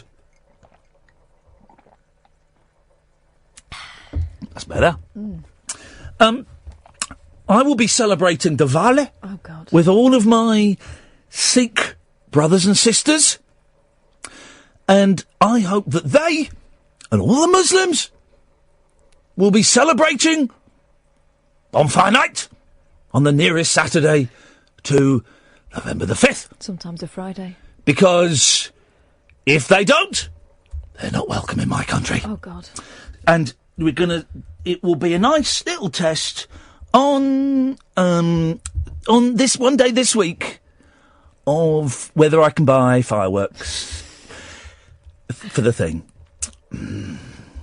Oh, hang on a minute. You're off Thursday, yeah? Oh. Here we go. Easy. It's sorted. She's off Thursday. It's sorted. Sorted.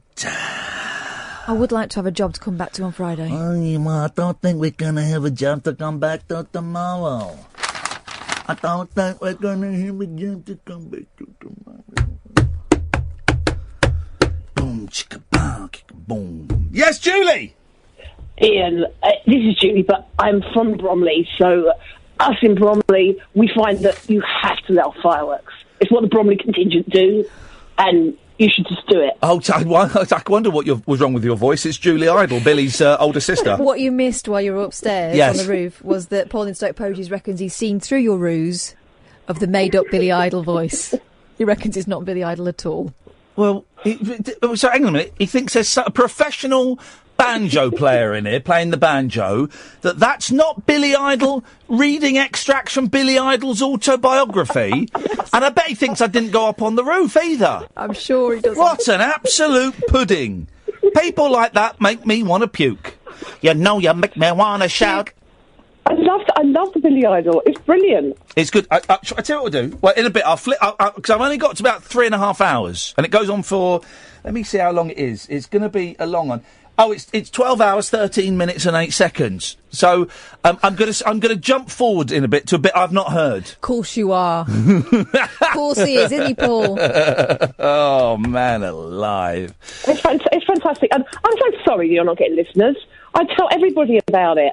And rave about it, but I don't know. Here's the thing, Julie. I just an hour ago, I phoned up LBC. Now, if we had listeners, the internet would be on fire by now, and no one's mentioned it. That says to me, ain't nobody here but us chickens. No, do you know what that says? Yeah. It says you should blame the callers like me. Yeah, well, in that case, cut you off. Let's jump forward to Billy Idol. Pick a time between 3 hours and 12 hours. Okay. Can we go to 69?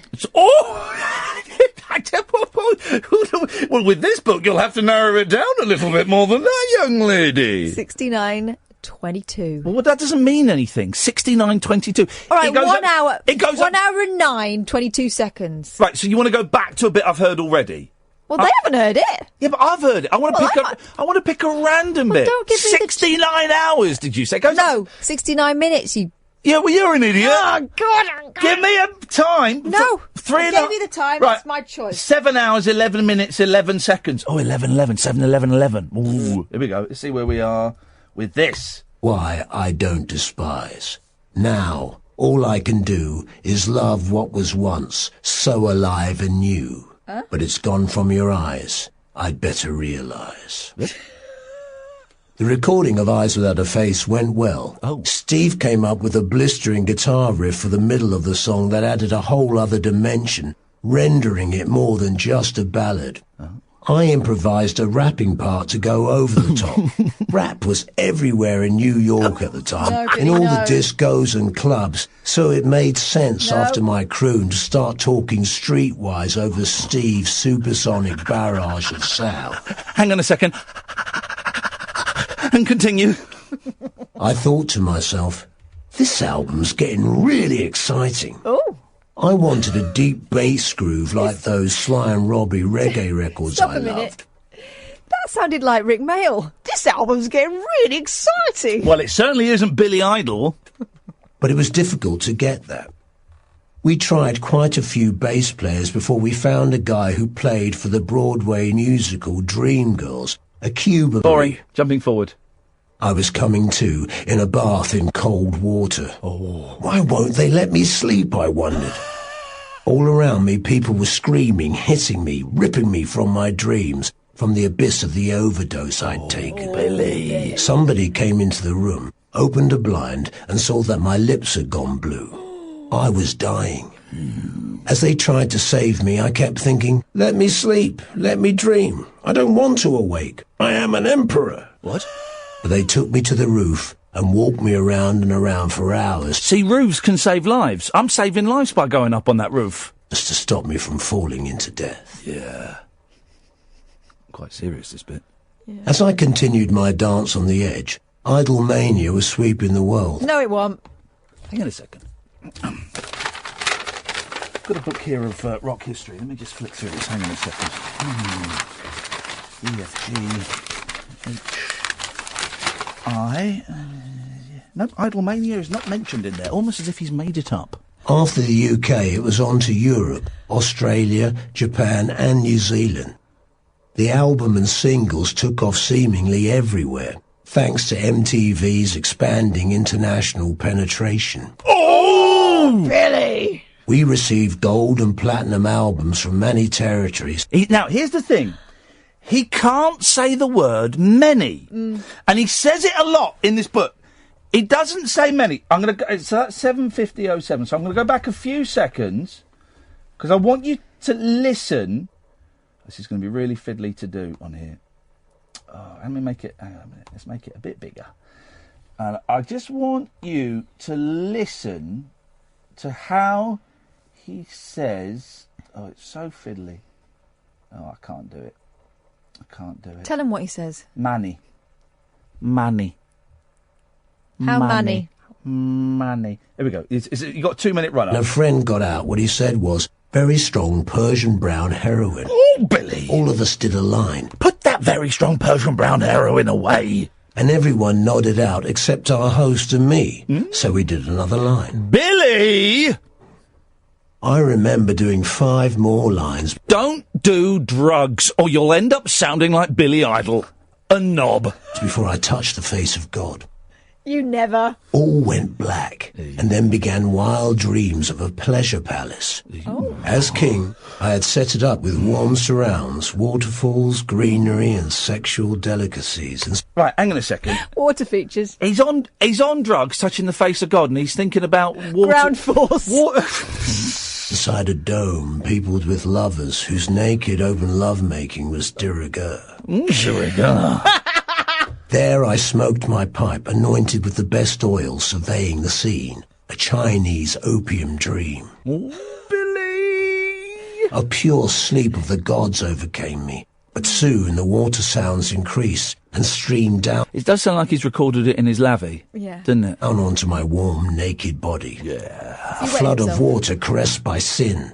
Sin screamed at the water.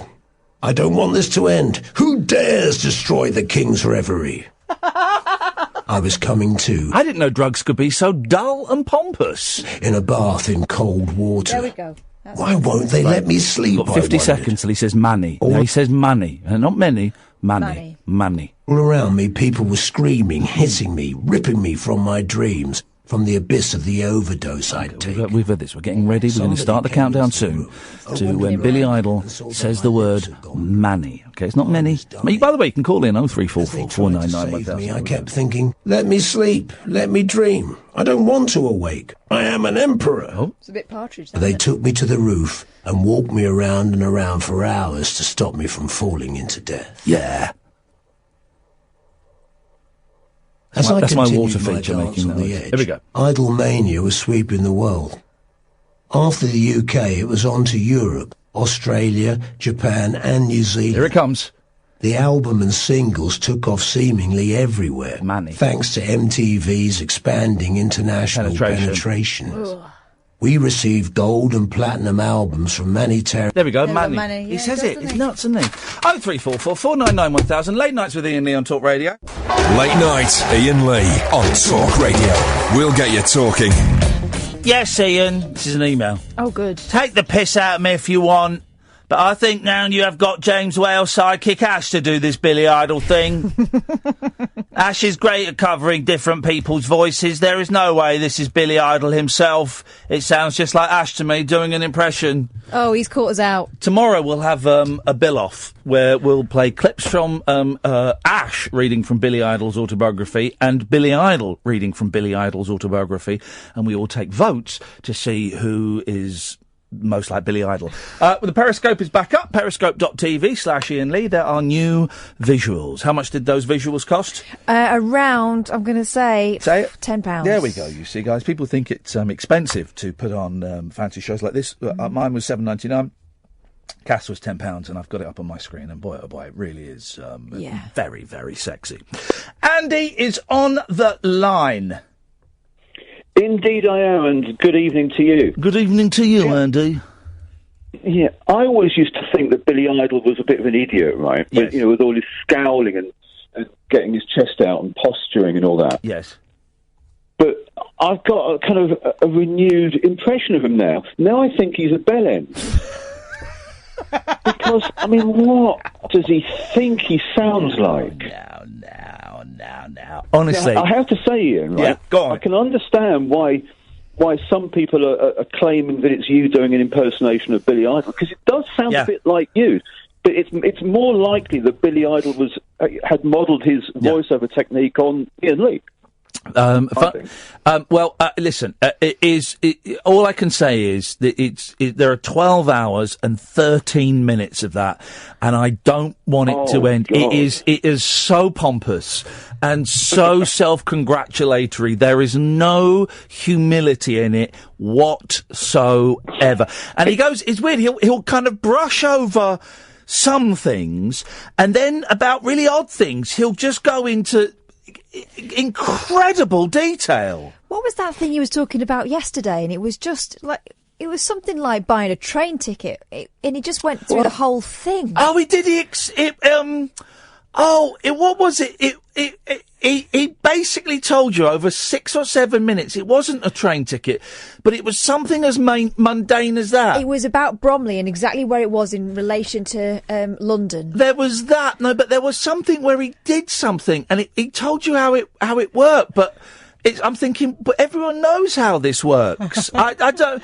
It is such a good listen. I think this might be the last ever audiobook I listen to, because I just can't see any of them, ever being as good as this ever again. Topping that, yeah, exactly. You can't top it, Andy.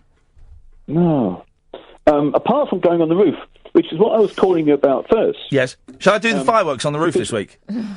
Well, absolutely. Of course. Well, I don't. Of course. It's a no-brainer, isn't it? It's obvious.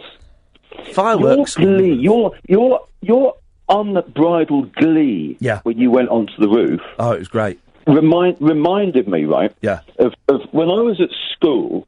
I went to school in Crawley, and me and my mate found a tunnel under the school. Oh, can I just stop you for 1 second? If you've ever found a secret passage, a tunnel, or a cellar, 0344 499 1000. That's a great phone-in, Andy. When I was at university... It's the most gleeful thing. Some friends of mine reckon they went down a manhole and came up in the middle of the university campus field. No. Yeah. Oh, it's quite possible. It's possible, actually. We found this tunnel, right? We were in the woodwork laboratory, or workshop, rather, one day, doing our woodwork, and the woodwork teacher was this old sort of guy. Yeah. And there was a trapdoor in the... Not really a trapdoor, but you could see there was a panel in the floor where it was obvious you could lift it. Yeah. So when he wasn't looking, we lifted it and had a look, and there was a tunnel, right? Mm. So we went down the tunnel, and it transpired that it was a tunnel that all pipes and that were in. You had to kind of bend over, but you could walk down it. And we walked down it, and we came up in the boiler room, and then we came up in the metalwork lab, and we came up in all these parts of the school. Yeah. So what we used to do then, from then on, is any time we were doing woodwork, we'd go down the tunnel and shut the lid behind us, and go to somewhere else, and get out, and go back around, and come back in the woodwork door, right? And then we'd do it again. So the teacher would keep seeing us coming back in through the door, but he'd never see us go out of it. Oh, man alive. It was gleeful. It was gleeful. Oh, fantastic. I'm deeply envious. Secret tunnels, secret doors, passageways, cellars and basements, dear listener. Andy has opened up... What is not to like? You know, there's a great documentary on 4Extra, and I kind of knew about this. I didn't know it was illegal. Under Paris is... There are a network of tunnels and caves and passageways. Catacombs and that. Yeah, but it's illegal. It's illegal to go in them. But people go in them, and some of them, you know, people go in there and just smoke a joint, and some people go in there and explore them and make maps. But the police went down there once, and they found a secret hidden underground cinema that people had set up in these illegal catacombs. Fantastic. How cool is that? I want to go and do it. It's marvellous. I want to go and do it. No, it's bad. Andy, thank you for that. I appreciate that. That's a great call. 0344 499 1000. Secret tunnels, secret passageways, catacombs, caves. Attics are not so interesting, I don't think. I'd struggle to be excited by an attic. But aren't there some that go across the whole terrace? Well, I know in Frank Spencer there was, because he fell through the roof, didn't he, of his neighbours. I don't know if that's true. I don't know if that's ever actually true.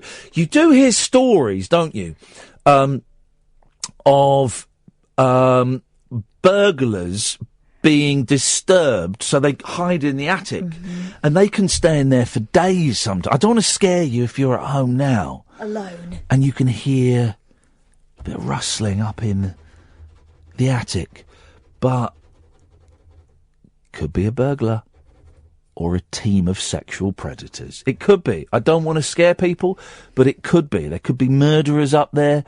I know some people have escaped from a local lunatic asylum near where you live. They could be up there. Lunatics love, because being in the attic makes them feel like they're back at home in the padded cells.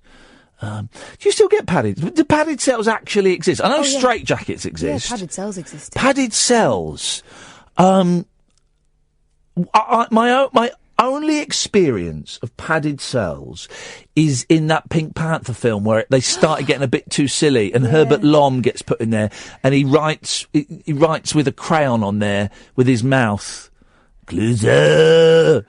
But do they actually exist? Yeah. I bet they're... and in the films, they're white and pristine. I bet they're filthy. I bet they are disgusting. I've been in the isolation cell in Alcatraz. Sorry? Yeah. What did you do? They'll shut you in there. Why? What did you do? Gobby? Bit gobby, yeah? Bit annoying. They'll put you in there and shut the door while they tell everyone else what goes on. And it seems to go on forever. If I was in prison, I wouldn't mind solitary. You would? I wouldn't. Drive you crackers. I wouldn't. How long am I in there for?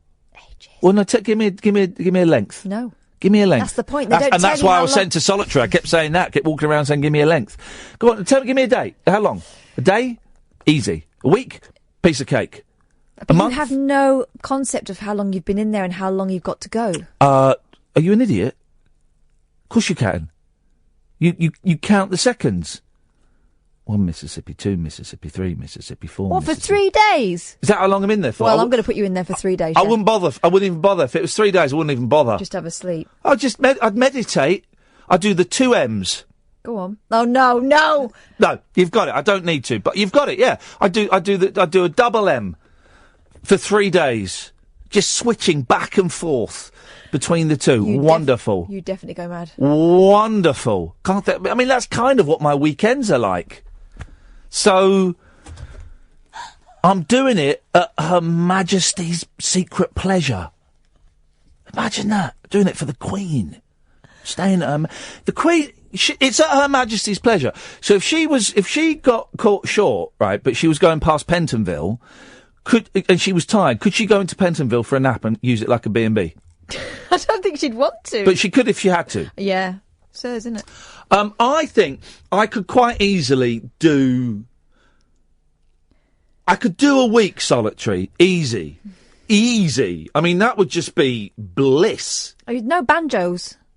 I no don't know computer banjos. games. I don't need... Computer games are in my head. I can play Frogger for hours. Hey, listen, I'm from the 70s, right?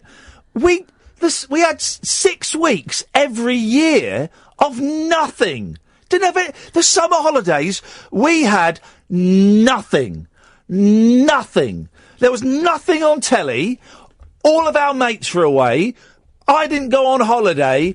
We had nothing. We made glue out of flour and water.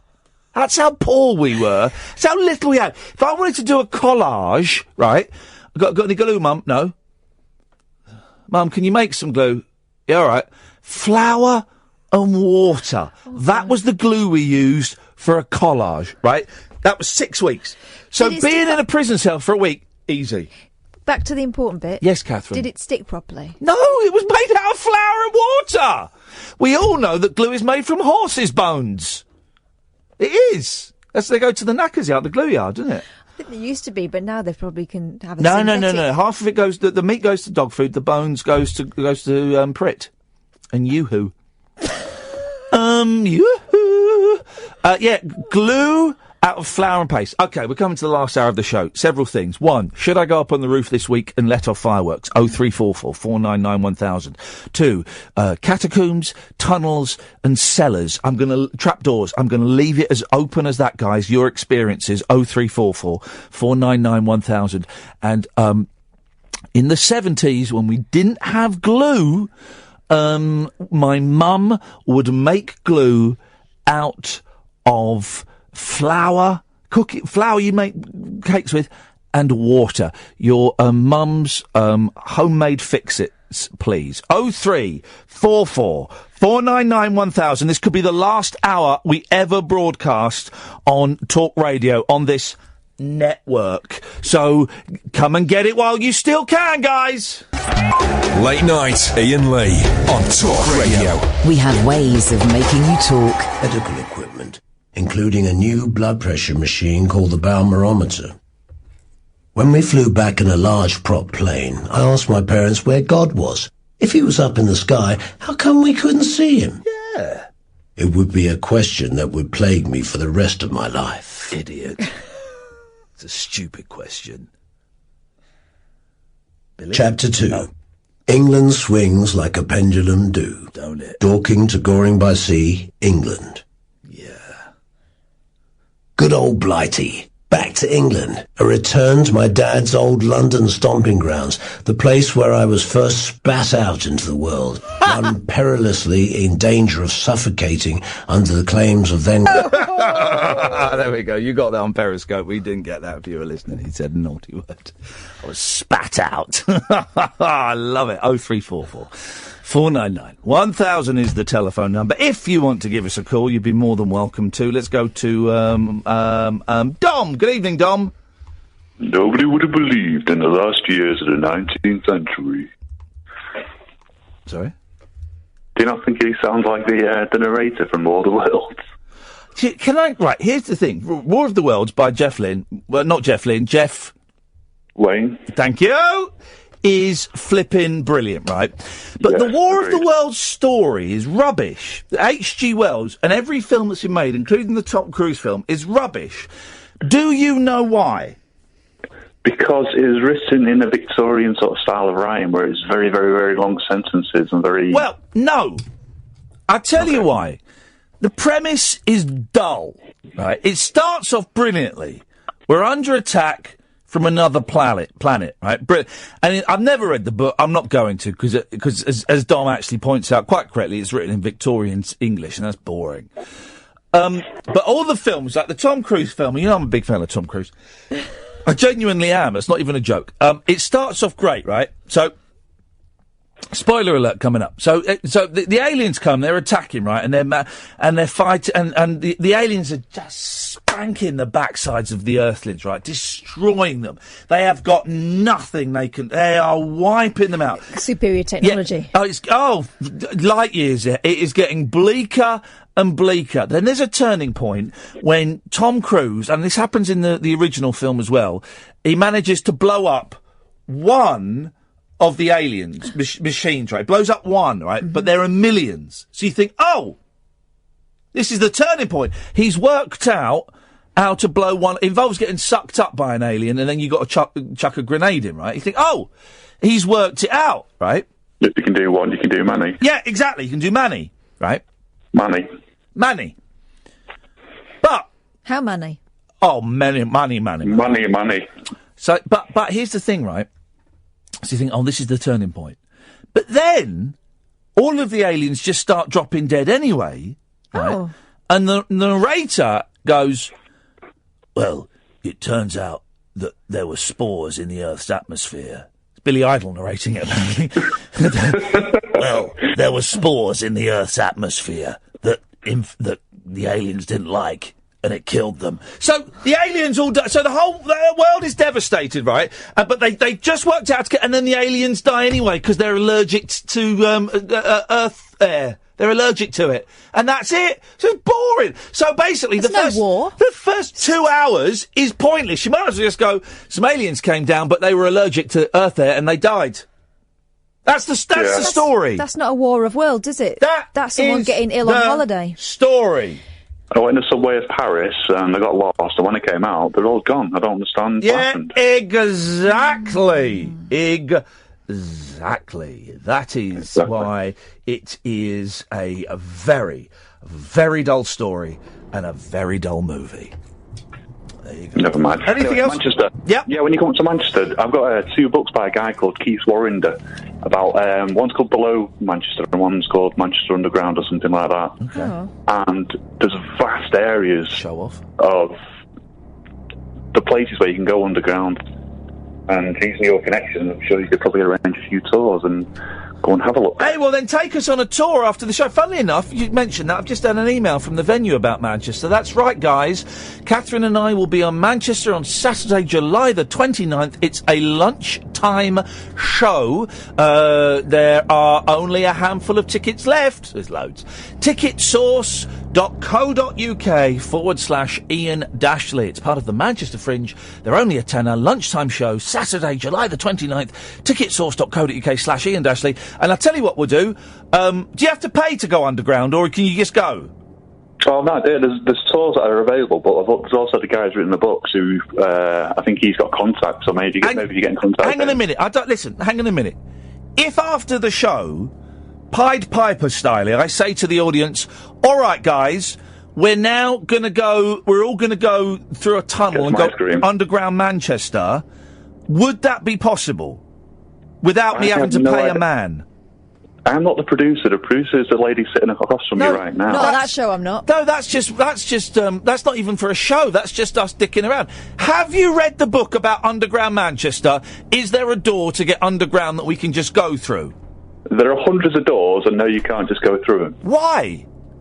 I don't know. Billy Idol. Why are you telling me about it then? If you can't go there, why are you telling me? You are a famous man. You can arrange these sort of things. And I think I'm going to be famous. I think I'm going to be famous for committing a murder soon. I thought you was going to commit a jump off the roof before when you went up there and you opened the door and there's nothing there. Sussing it out for the firework display, buddy. That's what that's about. Should I do fireworks up there? Definitely, yeah. But yes, is there a way of filming it from somewhere where you can actually see them, or is it just going to be an oral thing? You mean oral? Yeah, but it's pronounced oral, so... No, it's not. No, it is actually. It's not. No, it is actually. All right, hang on a second. We'll go to... I did oral tests at university. I know stuff. I've got certificates. Mate, you were tricked. Hang on. And I did oral. None. Got distinction. I bet you did. That's head girl, isn't it? Yeah. Pronunciation. Here we go. Audio pronunciation. It's not pronounced oral. You are... Wrath and wrath. All over again. Who speak a language? This a guy. You say milk. Okay. Okay. How do I... All right. Hang on a minute. Audio. Oh, Jesus. Audio. Right. Okay. Hang on. Audio. No. Audio. No. Audio. This is just people saying audio. Audio. I don't want people to say audio. No. Billy Idol. What word am I looking for? Oral. Oral. Right. No. Okay. We'll print. Hang on. Press it. You're going to put oral in. Oh, here we go. Here it is. Right. Here we go. You ready? Yeah. Oral. No.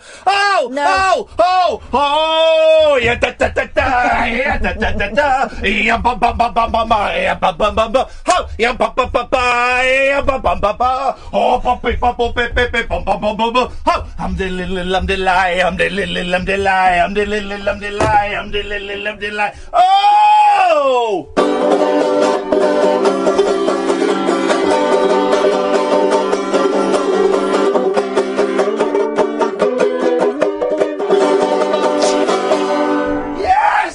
Come on, baby, light my fire. Well, I'm not saying it like that.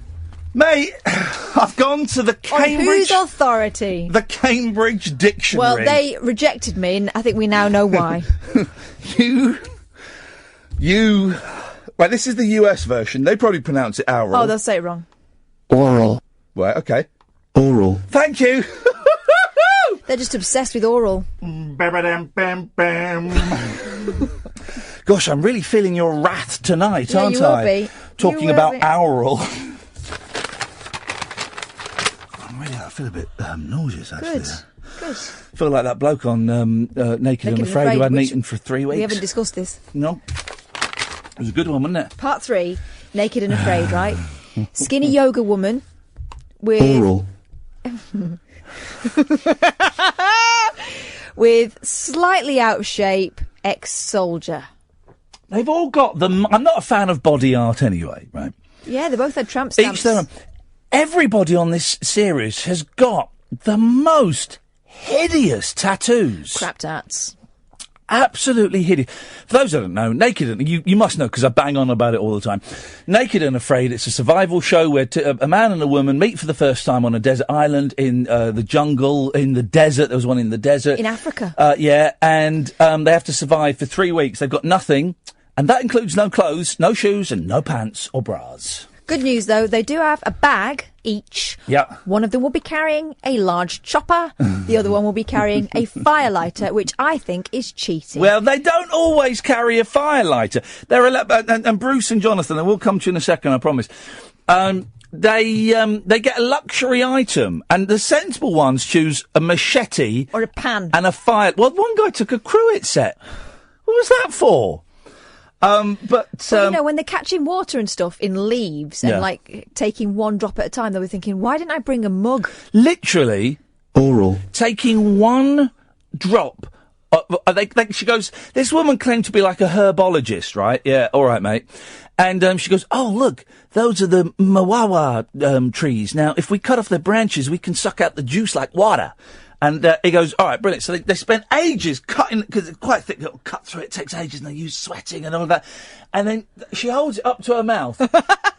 Literally 2 drops, literally 2 drops of fluid pass into her mouth. Oral. And he's going, the bloke's doing like the maths. He's going, hang on. It took us 40 minutes to chop this down. I am knackered. And you're saying we only get 2 drops of juice from it?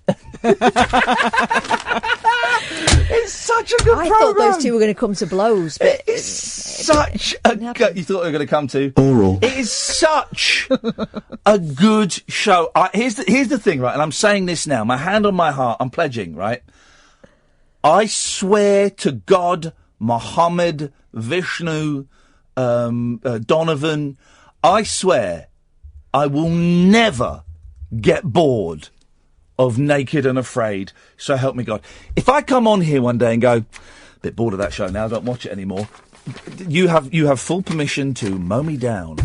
Mow me down. 0344 499 1000. When we come back, we've got Bruce, we've got Jonathan, and it could be you, dear listener. Late Nights with Iain Lee on Talk Radio. Uncut after-hours conversation for the up-all-night generation. Late Night Iain Lee on Talk Radio. We have ways of making you talk.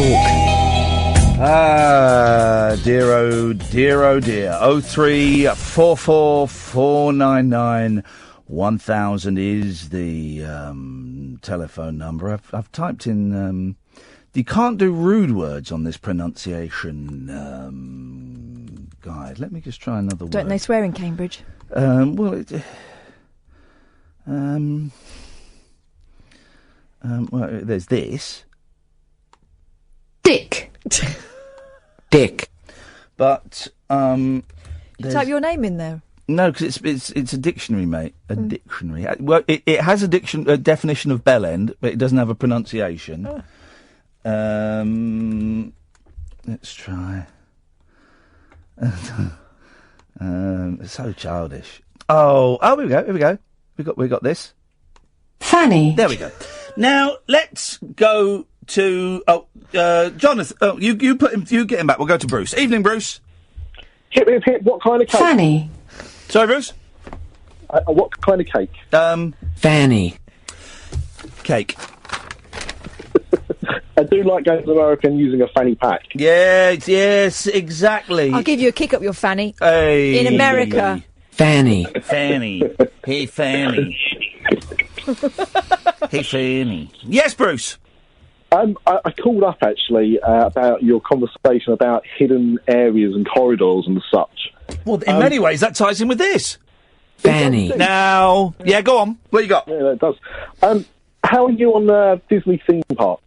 Do you like Disney theme parks? I've been to Euro Disney and the kids loved it, but all the staff there were as miserable as sin because they were French. I don't do these stereotypes, too often because they're easy. But you know, if you went to Disneyland in Florida or wherever, they would be so pleased. The service in America is incredible, but all the service in Disneyland Paris, they really hate you. They don't want to talk to you or take your money. It's outrageous there. Are you talking about the furs and the faces? I don't. Well, the furs, you know underneath them they've probably got a fag on, right?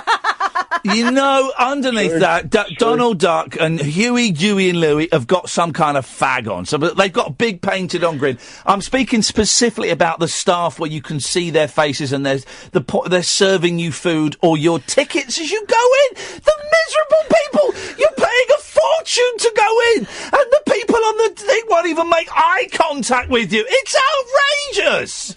I've been a lot of times. Yes. And I can agree that on the most part, that is very true. But I wasn't calling about Euro Disney. Yeah. I was actually calling about Disney World in Florida because they've got a whole city underneath the theme park. Wowzers. When you say a whole city, tell me more. Well, that's a bit of an exaggeration, but basically the system itself... Hang on a minute. Bruce. We haven't got many listeners, right? Don't do two consecutive sentences that go, there's a whole city under Disneyland. Well, actually, it's not a city. No, Bruce. Big it up. Dude, tell me about this giant metropolis, this sprawling city that is underneath Disneyland. Tell me about it. It's called the Utilidor system. What? Yeah. Massive doors. And, I mean, it's big enough that people need to use golf carts to go around it. Well, what is it though? What is it there for? Is it like when when Disney was built in the 50s and then it became outdated, so they just built over it? No, it's only really in the Florida version, which is the second one. Right. So this was built purposely for the reason, and basically what they've done is they built this city underneath the park so that the cast members and the characters can kind of be hidden from view. Oh, yeah. So, you know when you've been to France and you had, like, the different areas? Yeah. Well, they've all got different costumes. Right. And what they want to avoid is somebody working in the Wild West town to then go to the futuristic town because the uniforms are different. You couldn't... It'd be like in Westworld when Yul Brynner starts running through Roman world. It just looks weird. So what they do instead is they get people to go under the park in these utilidors, so no one knows they're trapped. Oh, baby, I love it. Is that where they keep Uncle Walt's head in a jar? This is really funny that you say that because there's a film that's currently being made at the moment called The Further Adventures of Walt's Frozen Head. Wow. And that is the entire plot of the film, that Walt's head is kept in this system, and somebody takes him out for the day to go and see the parks. Wow. I've actually got a credit in the film as a silent Foley artist. And Catherine, you're going to explain to everyone what a Foley artist is? Foley artist is a sound effect man. Here's the thing. This is the thing about movies, right? This is why I couldn't be bothered to make a film. I could make a film if I wanted to. But the thing that puts me off is all of the sounds in a film are put on afterwards. So even if it's footsteps... They don't record the footsteps of the bloke. It was someone, like, 6 months later, we'll get that bit of film, they go, right, let me watch this. So we've got 30 seconds where he's walking down the street. What shoes is he wearing? So he's got, so he's got smart shoes on, and he's walking down a pavement. So then they'll do it. And he's got trainers, and he's walking on a carpet. I think it's fascinating. I think it's fascinating, actually. Yeah. In another life, working with a different presenter, I used to do the sound effects. We used to do sketches and we used to do plays and things, like radio plays and stuff. Yeah. And they used to give me the raw, dialogue, and I used to put the sound effects on, and I loved it. It was like having a doll's house. Well, the classic thing on the Archers. I've been in the Archers studio, and they have like a little corner, and there's like a door, and then there's gravel, and then did you have different types of doorbells and knockers, doorbells or knockers? Well, no, because knockers and fannies. Sorry. I would just use sound effects archive stuff. Oh, but okay, sometimes, if they'd asked me to do... The guy that I work with used to take great delight in giving me really elaborate scenarios to make. Yeah. Like, can we have, like, a piano falling down the stairs and landing on a jelly? Yeah.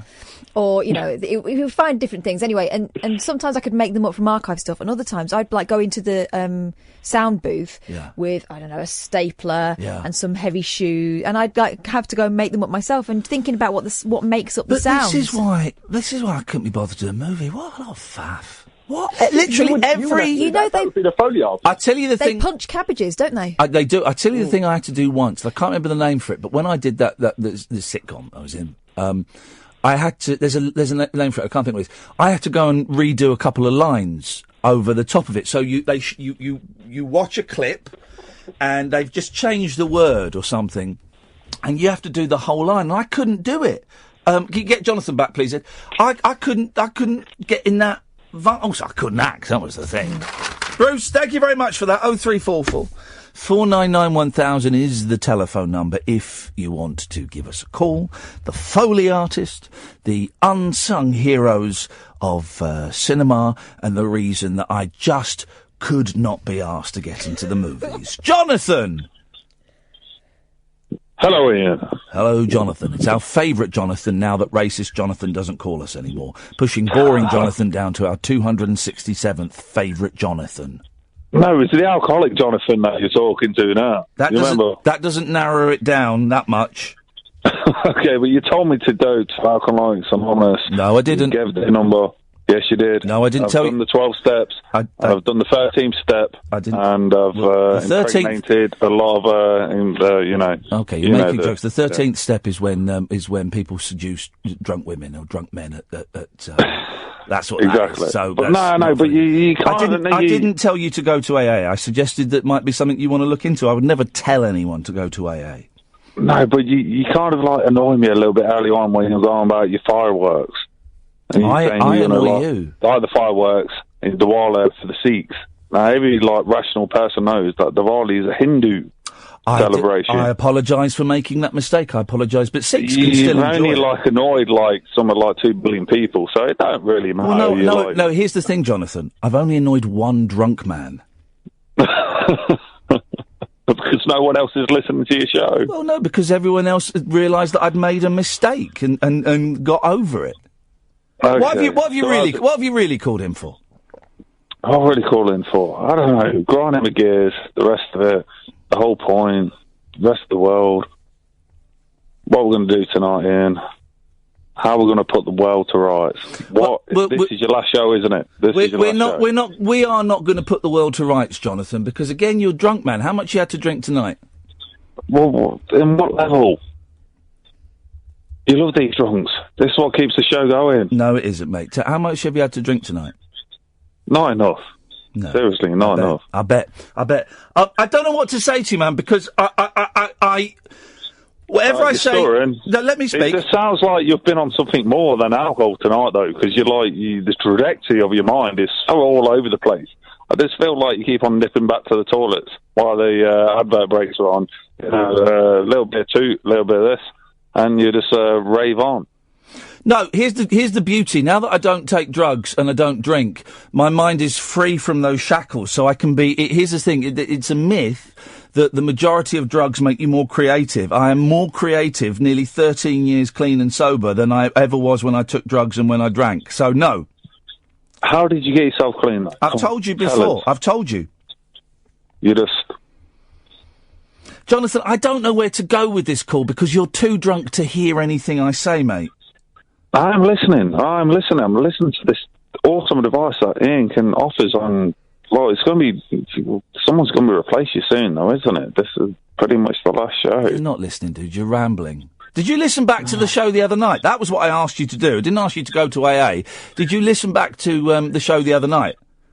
Yeah, it sounded awesome. All my friends, I'm like a pretty much YouTube sensation now. No. Be honest with me. Did you listen back to your phone call on the show the other night? I did. Did you listen back to it when you were sober? Otherwise it doesn't count. Oh, come on. How did you get through it? Did you listen to it when you were sober? No. But then it creates, and it's the awesomeness of the self, so how do you get through it? Okay, let me speak and listen. I'm listening. Your call tonight, and more so your call last time, was an embarrassment for you. You sounded drunk, you sounded disconnected, your thoughts were rambling, you were slurring, you were rude.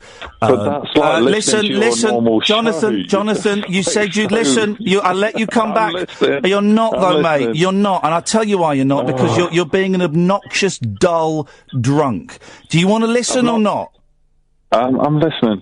Your call last time was embarrassing, right? It was. it? You're not listening, dude.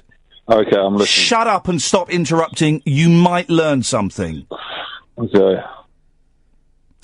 Your call last time was embarrassing, and it was okay. Shut up!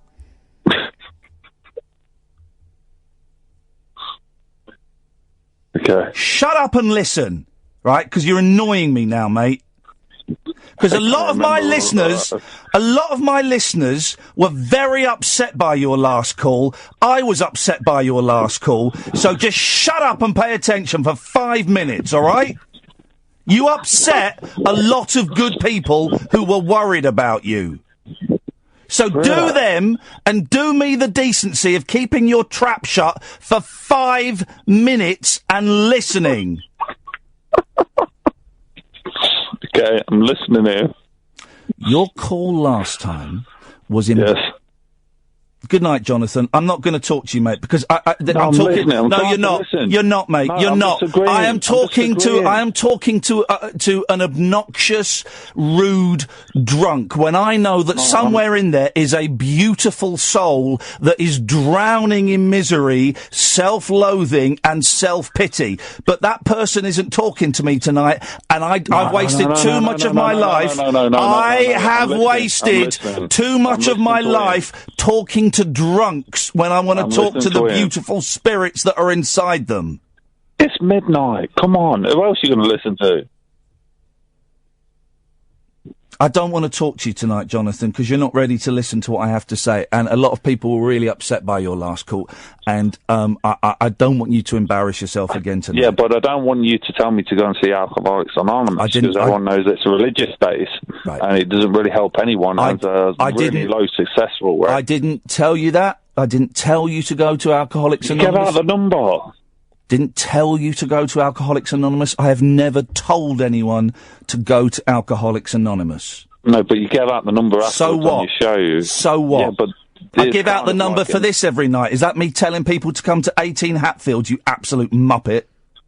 Well, you shouldn't call me a muppet. You're a muppet. You have insulted me by not listening to me, by thinking that you phoning up and embarrassing yourself is what my show is based on. And for God's sakes, it isn't. For God's sakes, my show is not based on that. My show is based on people and stories. And insulting religions and the rest of it. You're talking rubbish, dude. You're slurring. You go on such ways like that. You really you don't even know what you're talking about. I know exactly what I'm talking about. You're the one making up narratives. You can make some cultural reference from Gremlins or Goonies or the rest of it. Mate, you're rambling. You're embarrassing yourself. And I don't. This show. Right, I'm taking you off for a second, right, so people can't hear you. This show does not set out to embarrass or humiliate people. I used to do that act years ago, more recent than I would like to think, and it's not an act I'm particularly proud of. So if I allow you to stay on and continually embarrass and humiliate yourself, that goes against what I want this show to be, right? Now, I didn't tell you to go to Alcoholics Anonymous. I gave the number out for any poor souls that might want to call them. You didn't want to? That's absolutely fine, Jonathan. I am sick and tired of talking to drunk people, and I have kind of made it a vow that I pretty much keep to, that whenever I am with people that are drinking, once they cross a certain line, I make it my business to stand up and go home, right?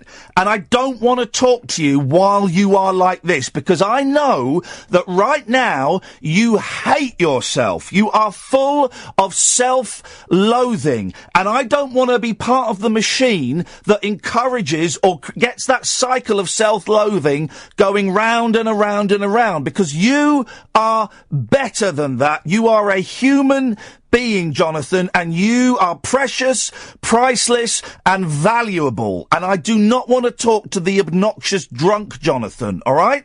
No, but the point I'm trying to make is you've really annoyed a lot of people. No, I haven't. I've annoyed you. Where are the tweets? Finding these fireworks, I'm like, I want to do this firework thing because I'm going to annoy the Sikhs. Because it's about, what did you say? Diwali's Hindus. Come on, at least you can get that little bit of information right. Jonathan, you're not as clever or as funny or as pleasant as you think you are. You're embarrassing yourself. I've read a lot more than you, and you may have a few more years on me, but you've not suffered as much as the others. Ivory Tower.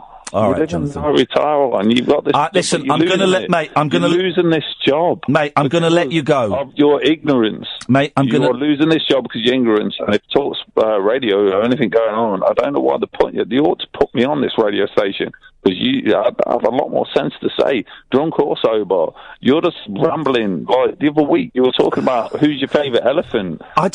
Here's the thing, right? I want to help him. I don't want to help him. Here's the thing, right? I want him to help himself, right? But I don't want to exploit him. And I feel that by keeping him on, I'm exploiting him. It feels exploitative. Also, he's at a stage now where he's just kicking out. Yeah. So let's roll with it. It's like, what's it called? He doesn't even know he's not on the air. No. I feel guilty for doing this. I know so many people were touched by Jonathan's call last time, right? Why am I losing my temper? Why am I shouting at him? Because he didn't hear me being nice the other day. Maybe he'll hear me shouting at him. That's not happening. I just don't know what to do. Jonathan. No, but you don't know what to do with yourself now after you lost this job. I haven't looked, Jonathan. On to Kiss Radio and the rest Jonathan, of it. shall I let you into a secret? Shall I pull back the curtain?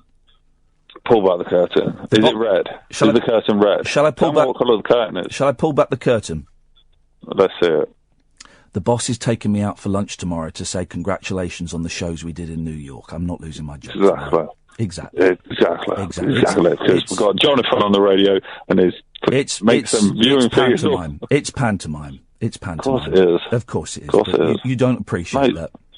No, so why did it feel like when I was listening to the radio earlier on, I was sober earlier on, I had to get drunk to call you. Okay. You just feel like you were losing it. You're no, you really did feel like you were losing Jonathan. it. You were like all over the place. Jonathan. You couldn't pick on one subject. You were just going from one random thing to the other. It's my fault. It's my fault you got drunk tonight. Of course it is. Of course it is. I blame everyone else. No, I know it's my fault. I'm not blaming you. But it's not. I didn't see any consistency in your radio show tonight. That really why should there be? Why should there be consistency? Consistency. You can get consistency on 5 Live, on LBC, on any of the BBC local radio stations. I provide inconsistency. Because you don't stutter, of course.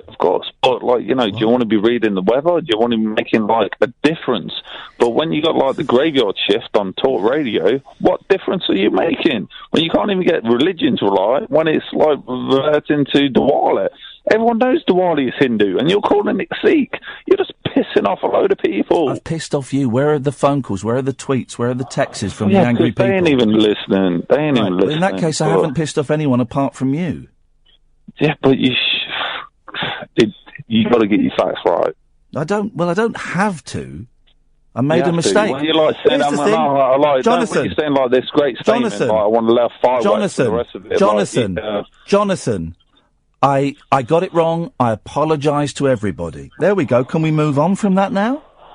Yeah, we can move on. Let's talk about something bloody serious, like your downward spiral career. Sorry. That was Jonathan, I'm going to let you go because now you're being what I call an obnoxious drunk and you're being rude. So I'm going to let you go, mate. Yes, you were rude, Jonathan. This is the thing. Bye-bye. Seriously, it's such a wonderful decision I've made that when I'm with people when they're drinking, it very rarely happens now. Or if I am out and I'm doing a live show, and if people come up to me in that state, I have no qualms about standing up and walking away. And once I've made that decision, it is so freeing. It is so freeing. You know, if someone speaks to me like that in a pub or after a show, I'll be polite and I'll give them about 30 seconds, maybe 2 minutes, like after that rabbit hole. Do you remember? Yeah. But I will excuse myself and I will walk away. If they persist and they are rude, I will point out they are being rude. Because here's the thing. I don't have to take that. No, you don't. No. The next morning, or the next day, you're expected to forget all about it because they didn't mean it. Yeah. But it's there. No. And people are saying, hang up.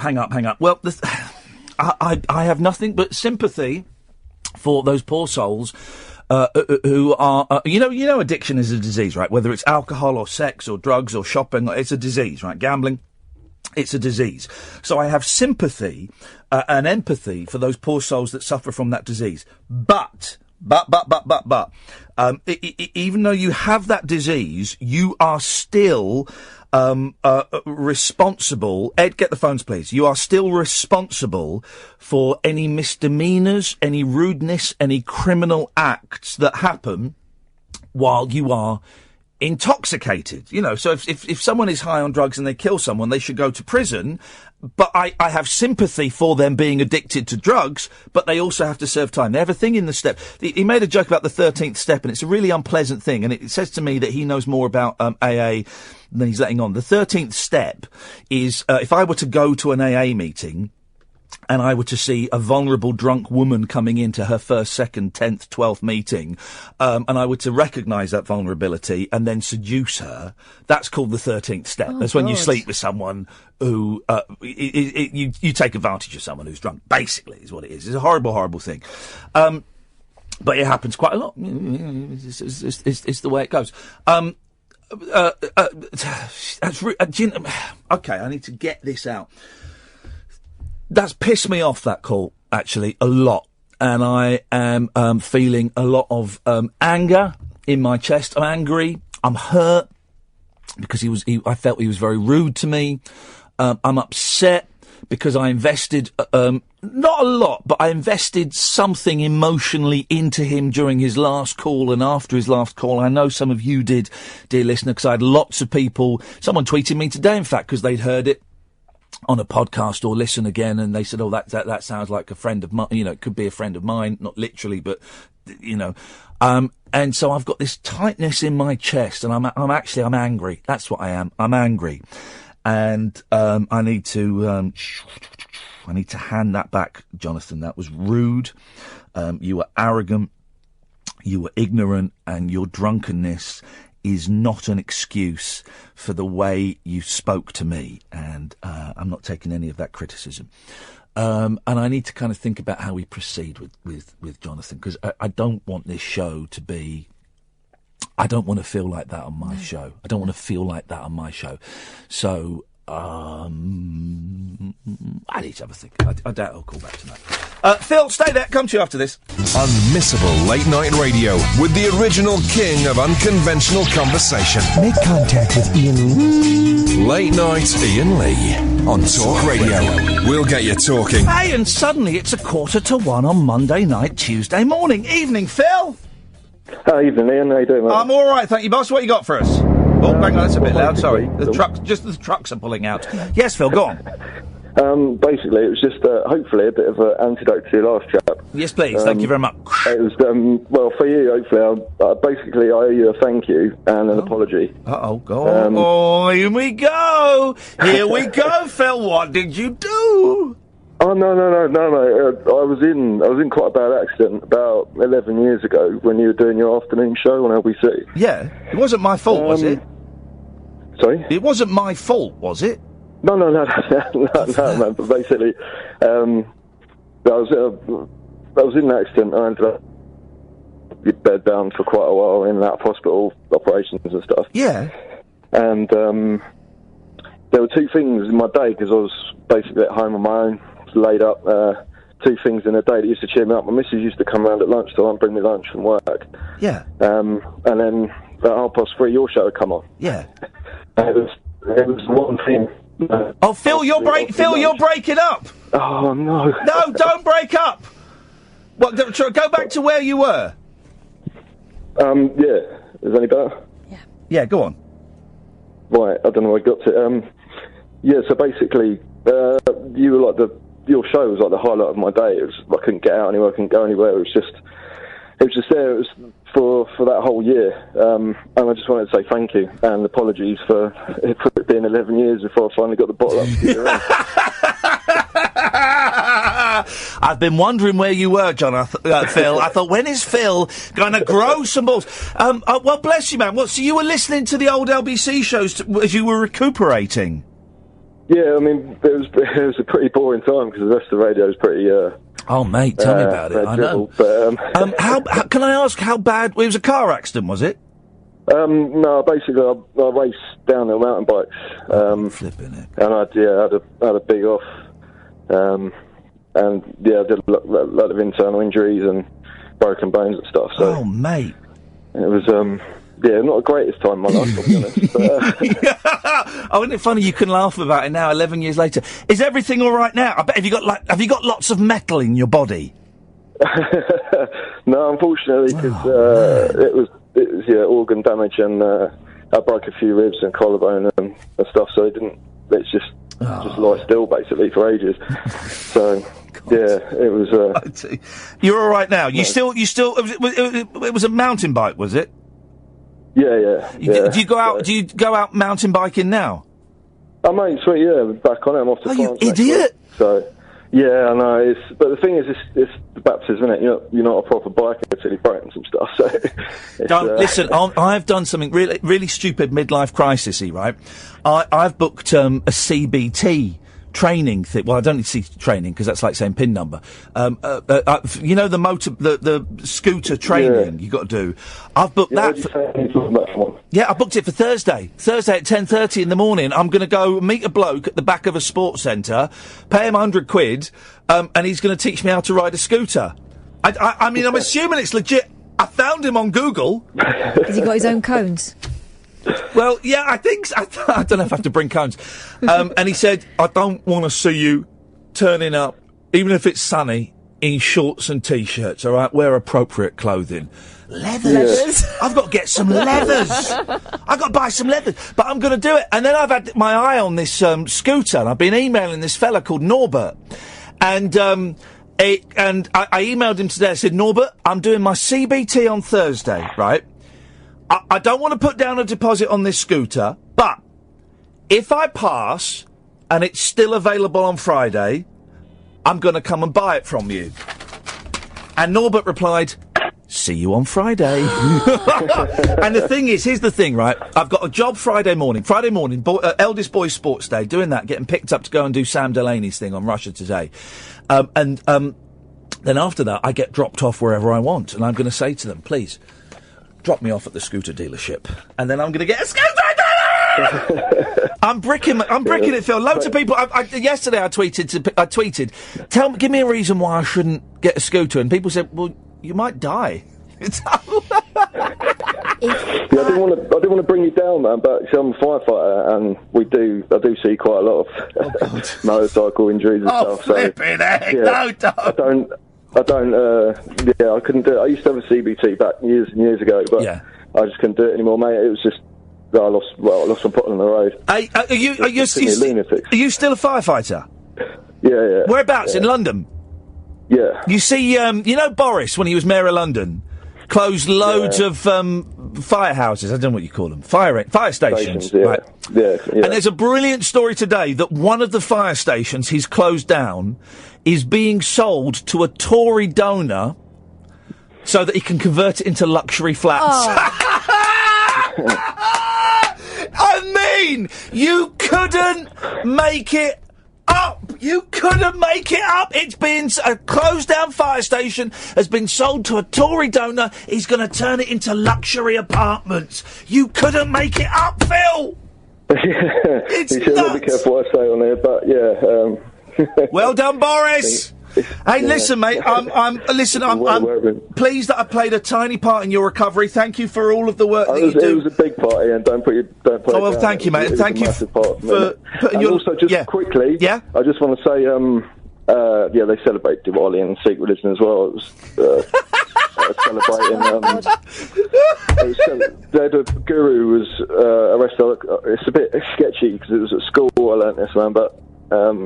There was a guru that was imprisoned, and when he was released, they had a festival. I believe they did the lights, the candles to celebrate, to welcome him home, or something like that. So they celebrate. I've just Googled it. Google doesn't really exist in this studio, but yeah, Sikhs, Hindus, and Jains all celebrate Diwali. Thank you, Phil, and thank you for putting your life on the line, and we appreciate it, mate. Cheers. Not when you're on a bike. I mean, when you're a firefighter. Thank you, mate. Take care. What a nice call. Isn't it just go to show?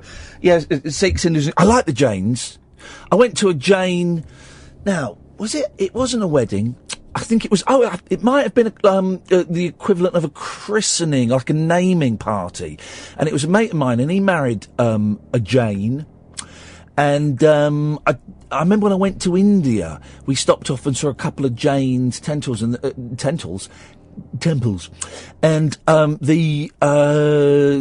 decoration inside was ridiculously ornate. I mean, like tiny painting, tiny, but all over the. But I don't know much about the Jains. I think they're one of the most peaceful religions. I think, because even the Sikhs, they got the dagger and stuff. Oh, they're warriors. Oh, wouldn't they? Don't want to mess with the Sikhs.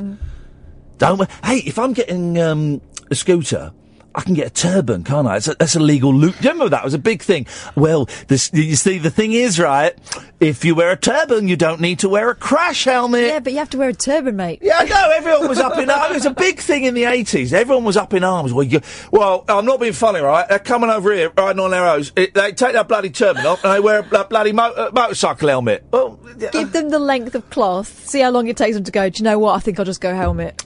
Thank you for that, Phil. That was a lovely call, and that has redressed the karmic balance of the previous call. And thank you for the thing and telling me about Sikhs and Diwali. On Friday, if I wear trousers, will you give me a backie? Oh, you mean on the... Yeah. You want to ride pillion. I was going to say it'd be easier on a skirt.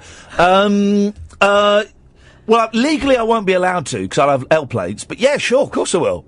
I mean, why else would I get a scooter? Why else would I do it? I'm going to take the boys up and down the street. I'm not allowed to be breaking the law. Of course you'll be on your estate. No, it'd be a public road. No, you'll be on your... I haven't got an estate. It's public roads. Oh, I see what you mean.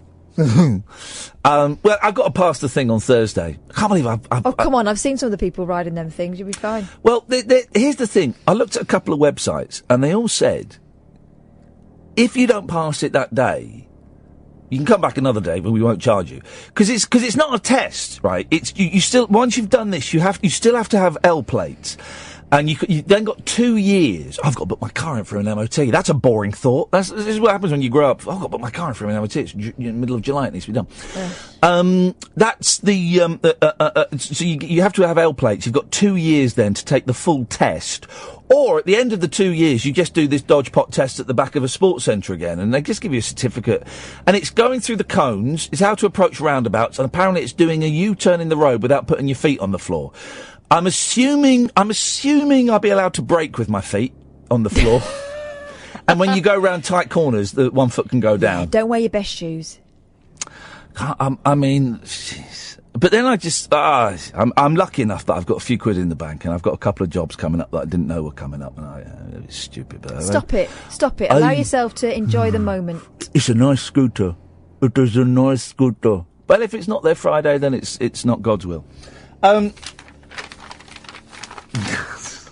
What a great PS to a call. By the way, the Sikhs do celebrate Diwali. Isn't that nice? Isn't that nice? And you know, we might get a call in 11 years' time from someone saying that this show meant something to them. I don't know what. I wouldn't like to be so arrogant, but I do know what. I tell you what, guys, we're coming to the end of the show. No! People are drifting off to sleep. This is going to mess with them. Let's end it in the traditional way. Edmundo, I'm just going to... Can you play White Wedding? Yeah. How does White Wedding go? With a rebel yell, she cried more, more, more. With a rebel yell, she cried more, more, more. More, more, more.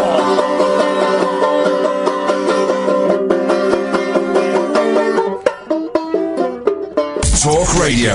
Digital debate for the UK. Talk Radio. We'll get you talking.